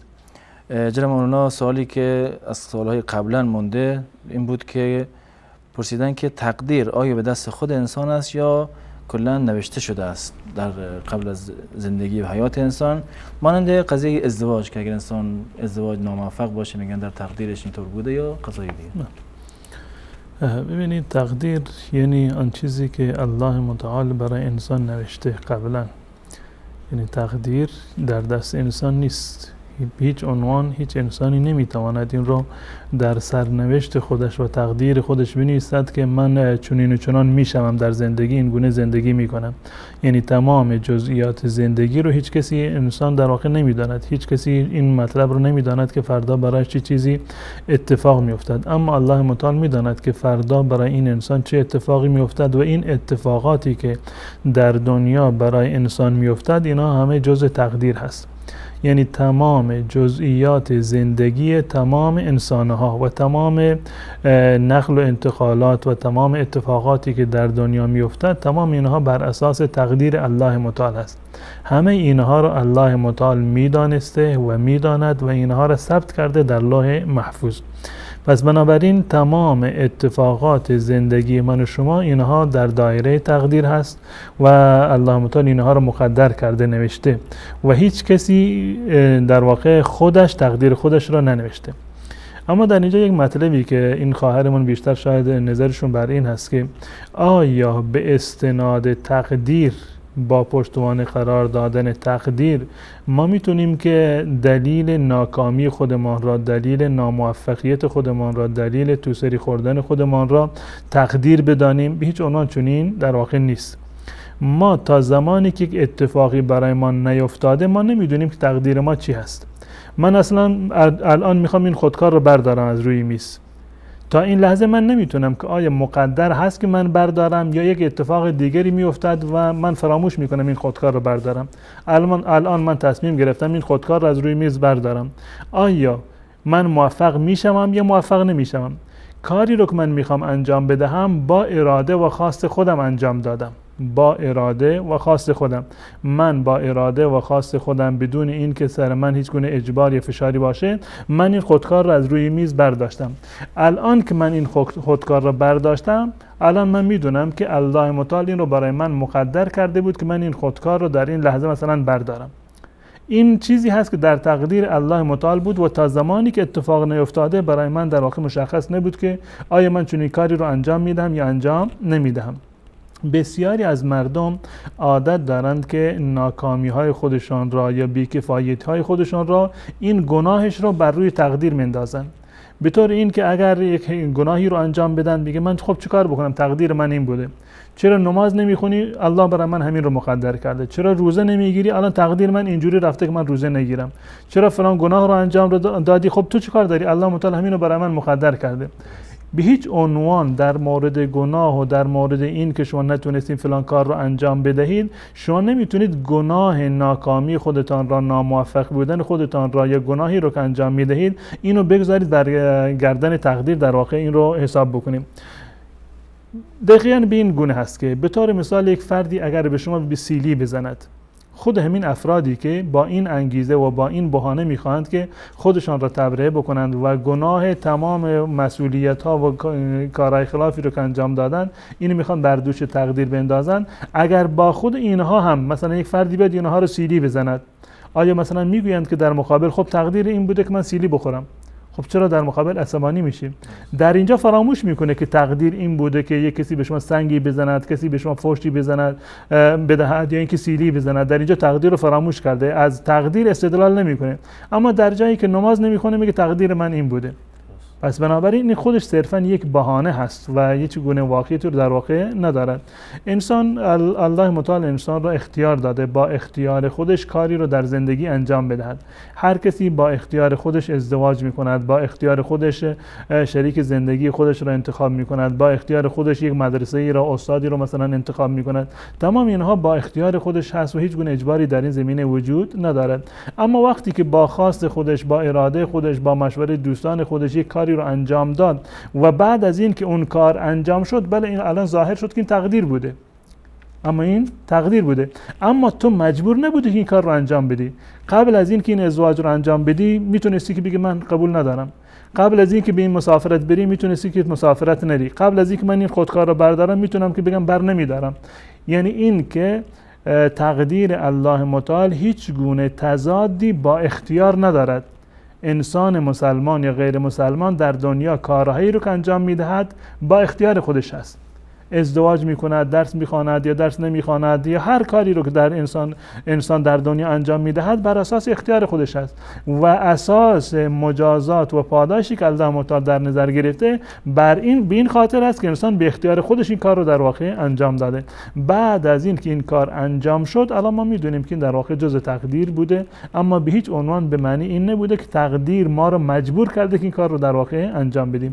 اگر انسان مجبور می بود پس بنابراین اون کسانی که نماز میخونن معنیش این بود که مجبورند که نماز بخونند، اونهایی که گناه میکنند مجبور بودن گناه بکنند. پس بنابراین اصلا مجازات و پاداش و در واقع عقاب هیچ گونه معنی و مفهومی رو در این صورت نخواهد داشت. تمام کارهایی رو که انسان انجام میدهد بر اساس اختیار خودش هست و تقدیر هیچ گونه تضادی با اختیار انسان در واقع ندارد و چون که انسان با اختیار خودش کارهایی رو انجام میدهد پس بنابراین در مقابل مستحق پاداش یا مستحق در واقع مؤاخذه و عقاب خواهد.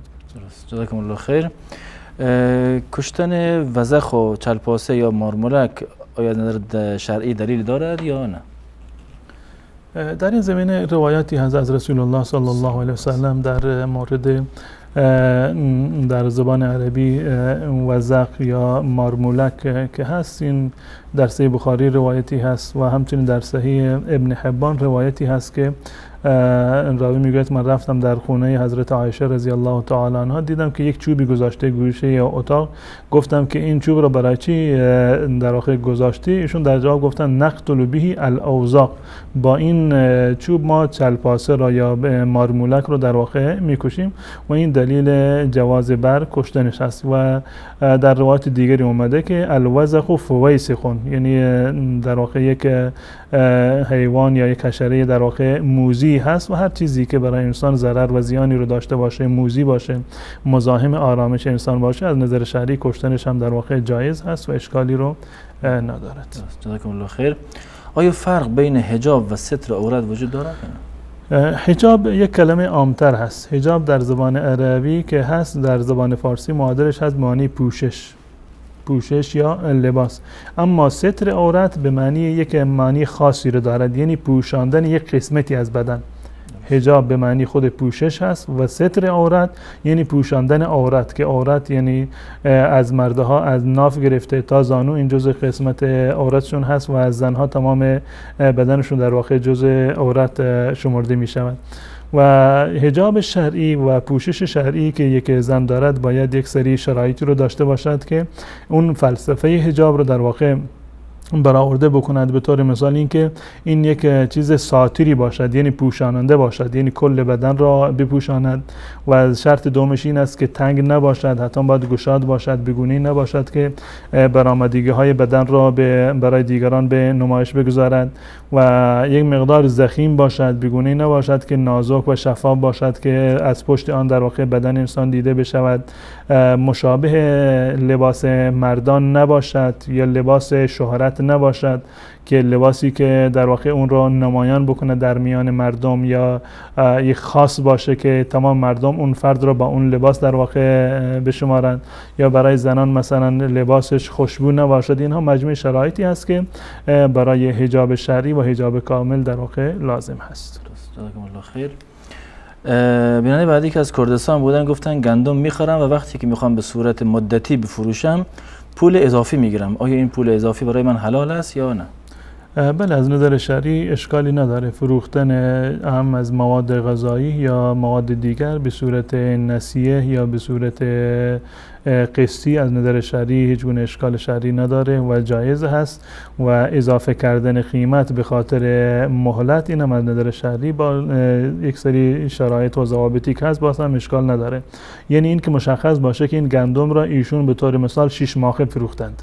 این اصل نوع معامله مشخص باشه که این معامله نسیه هست، معامله نقدی نیست. اگر نقدی بدهد خب یک قیمتی رو میگیرد، اگر نسیه بدهد یک قیمت دیگری رو بدهد. این گونه نباشد که به مشتری بگوید که اگر تا یک ماه پول را آوردی نقدی حساب میکنم و اگر بیشتر طول دادی در واقع نسیه حساب میکنم. این گونه باشد این در واقع جایز نیست. اما این گونه که یک کالایی را هم از این که خوراکی باشد یا موارد دیگر باشد این را نسیه میفروشد و در مقابل یک قیمت اضافی میگیرد، این از نظر شرعی اشکال نداره و جایز هست. جزاکم الله خیر. و اینکه حدیثی هست که پیامبر صلی الله علیه و آله وضو گرفته باشن و بعد از وضو به همسرشون دست زده یا همسرشون رو بوسیده باشن. بله، در این مورد که یکی از مواردی که در فقه اسلامی اختلاف هست و مذهب امام شافعی رحمت الله علیه این است که با دست زدن زن وضو میشکند. در این زمینه روایاتی هست در کتاب‌ها در صحاح و سنن از رسول الله صلی الله علیه و سلم ثابت شده، مانند روایت حضرت عایشه رضی الله تعالی عنها که در هنگام نماز در نماز شب رسول الله صلی الله علیه و سلم دنبال ایشان میگشتند و با دست خودشون در واقع میپاییدند رسول الله صلی الله علیه و سلم را و دستشون به کف پای رسول الله صلی الله علیه و سلم اصابت کرد. از این سری روایات جمهور علمای اهل سنت و الجماعت استدلال کردند بر این که دست زدن به زن یا این که زن و مرد دستشون یا پوست بدنشون به هم دیگر اصابت بکنند این شکننده وضو نیست و قول راجح هم در این زمینه این هست. و روایتی رو که بیننده اشاره کردند، بله روایتی در این زمینه هست از حضرت عایشه رضی الله تعالی عنها هست و نصش این است که ایشان میفرماد قبل رسول الله صلی الله علیه و سلم امرأة من نسائه قبل امرأة من نسائه ثم خرج الى الصلاة ولم يتوضأ، که رسول الله صلی الله علیه و سلم یکی از همسرانشان را بوسیدند و بعد از آن رفتند به مسجد ولم یتوضأ و وضو هم نگرفتند. این روایت در سنن اومده، یعنی تمام سنن این رو آوردن، در سنن ابو داود، ترمذی، نسائی و ابن ماجه هر چهار تا این روایت رو از رسول الله صلی الله علیه و سلم و از روایت حضرت عایشه رضی الله تعالی عنها نقل کردند. درست. جزاکم الله خیر.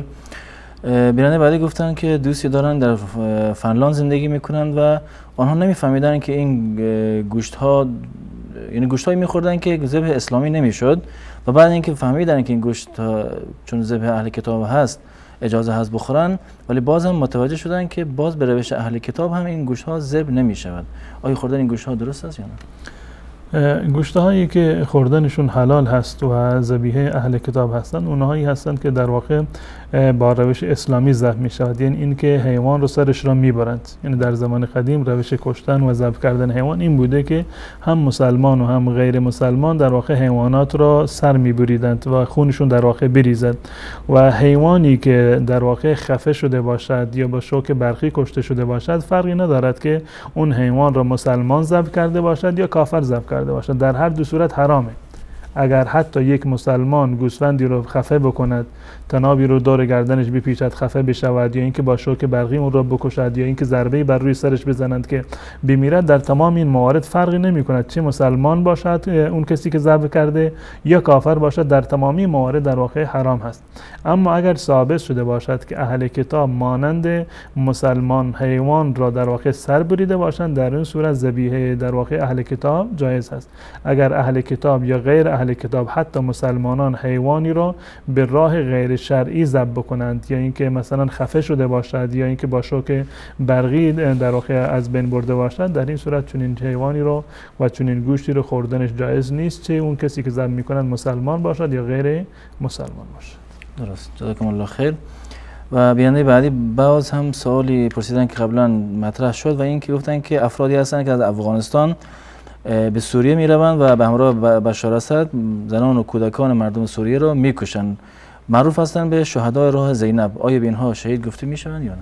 ولی اینا رو وقتی که میگن شهدای راه زینب یعنی مشخص هستند که هدف اینها به هیچ عنوان الله متعال نبوده و دفاع از حریم اسلام نبوده، بلکه دفاع بالفرض این که ما قبول بکنیم که دفاع بوده، دفاع از یک قبر بوده و اینا ثوابشون رو از زینب بگیرند و اینا به هیچ عنوان برای الله متعال کاری رو نکردند و به هیچ عنوان نمیتوانیم که چنین افرادی رو در واقع شهید بگیم. وقتی که ما میگیم فلانی شهید هست یعنی این که یک نوع تزکیه هست، یعنی این که ما خبر داریم که الله متعال به طور مثال فلانی رو در واقع در راه الله متعال جهاد کرده و الله متعال اون رو پذیرفته و رسول الله صلی الله علیه و سلم فرمودن در مورد شهدا از ایشون سوال شد که آیا کسی که برای حمیت شجاعیت می جنگد، برای این که مردم رو بگند که شجاع هست می جنگد. آیا اینها در راه الله هستند، شهید هستند؟ رسول الله صلی الله علیه و سلم فرمودند که هر کسی که برای اعلای کلمت الله بجنگد اون در واقع مجاهد هست و شهید هست، و هر کسی که انگیزه غیر از این داشته باشد به هیچ عنوان نمیتوانیم که رو شهید بنامیم و به هیچ عنوان احکام شهید هم بر چنین افرادی اطلاق و در واقع عمل نمیشه. درست، جزاکم الله خیر.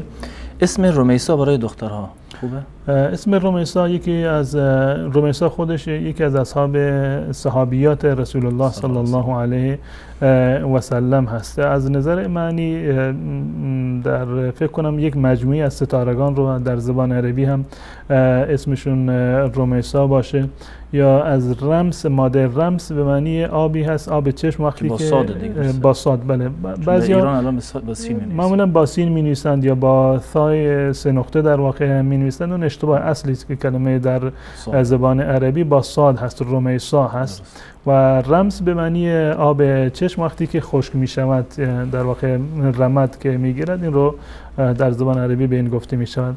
و رمیسا نام مادر حضرت انس است، انس ابن مالک رضی الله تعالی عنه، خادم رسول الله صلی الله علیه وسلم که معروف است به ام سلیم بنت ملحان بودند، مادر حضرت انس ابن مالک رضی الله تعالی عنه. این رمیسا رو همه میشناسند. اگر من جریانی رو از زندگیشون تعریف بکنم همه مردم این رو در واقع شنیدند، منتها چون با نامش آشنا نیستند. نامش رمیسا بوده و بیشتر معروف بوده به ام سلیم بنت ملحان. بعد از مالک که پدر انس بوده، ایشون با ابو طلحه انصاری ازدواج کردند. یعنی رمیسا یا ام سلیم با ابو طلحه انصاری ازدواج کردند و داستانش همون داستانی هست که در واقع یکی از صحابه که همه شنیدند که فرزند ام سلیم در واقع فوت کردند، شب یک بچه فوت کردند و حضرت ابو طلحه حضور نداشتند. وقتی که اومدند ایشون خودشون رو آرایش دادند و در همون شب همبستری کردند و بعد از این گفتند که اگر الله امانتی رو به ما بدهد و کسی امانتی رو بدهد، اگر ما نخواهیم پسش بدیم این چیه؟ گفت خیلی بد است، امانت رو باید بدن به صاحبش. نهایتا ایشون گفتند که فاحتسب ابنک، فرزند تو فوت کرده و از دنیا رفته. ابو طلحه ناراحت شد که منو گذاشتی که من جنوب بشم به این حالت، الان اومدی خبر مرگ فرزند ما رو میدی. فرداش رفتن پیش رسول الله صلی الله علیه و سلم و رسول الله براشون دعای برکت کردن در اون شب. نهایتا فرزندی به نام عبدالله که معروف بود عبدالله ابن ابی طلحه از به دنیا اومد که از کبار تابعین هست و بر اثر دعای برکت رسول الله صلی الله علیه و سلم فرزندان این عبدالله همشون 10 نفر بودند که همشون در واقع حافظ قرآن بودند. رمیسا اسم خوبی هست و اسم ام سلیم مادر انس ابن مالک رضی الله تعالی عنه است. 3 دقیقه وقت هست و 3 تا سوال باقی مونده شیخ.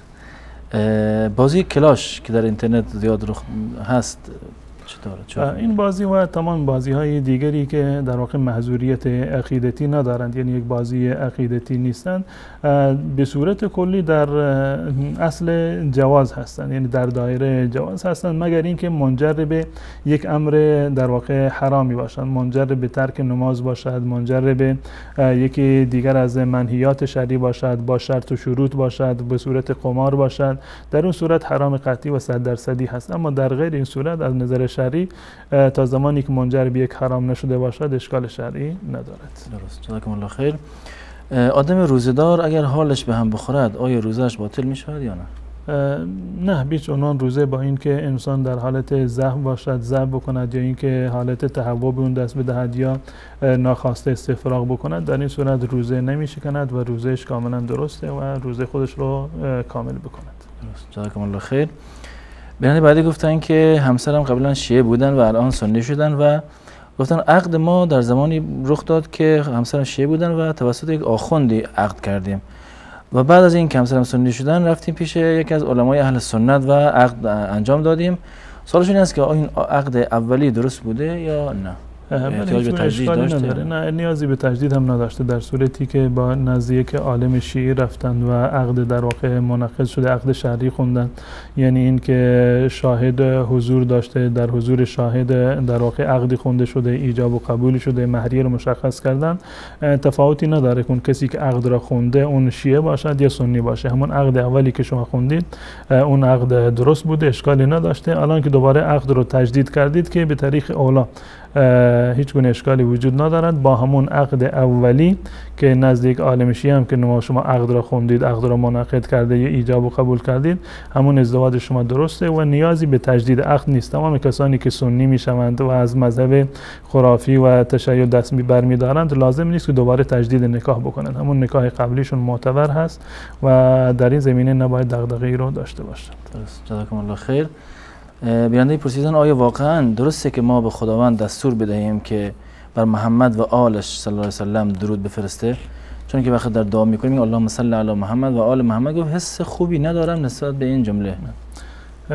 ما به هیچ عنوان به الله متعال دستور نمیدهیم و این دعا به معنی طلب هست، دعا به معنی طلب هست از الله متعال و یک تفاوتی هست وقتی که انسان با انگیزه بالادستی به یک فردی دستور میدهد، خب میشد امر، و وقتی که با انگیزه در واقع فرودستی هست این به عنوان یک طلب هست و به عنوان یک دعا هست.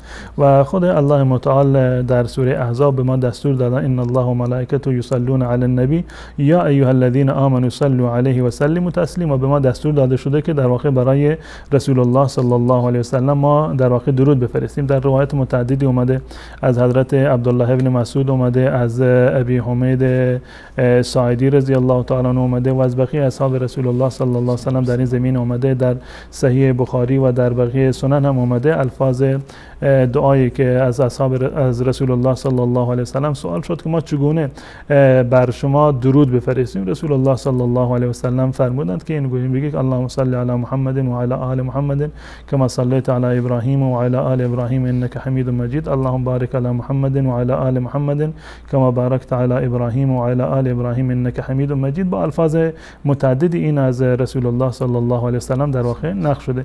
این به معنی در واقع دستور دادن الله نیست، بلکه به عنوان طلب هست از الله متعال و الله متعال خودش اینو دستور رو به ما داده و رسول الله صلی الله علیه و سلم روش این دعا را و صیغه و کیفیت این دعا را و درود فرستادن رو هم برای ما کاملا مشخص کردن، در صحیح بخاری، مسلم و در سنن وارد شده.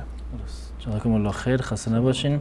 تشکر میکنیم که تا این لحظه با ما بودین و از بینندگان عزیز نیست که با ما بودن تا این لحظه تشکر میکنیم و تا یک دیدار دیگر همه شما را به الله متعال میسپاریم.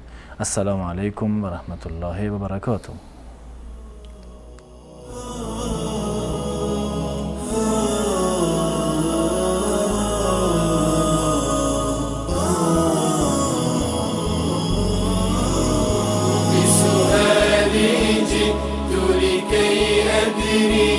ليزيل الحيرة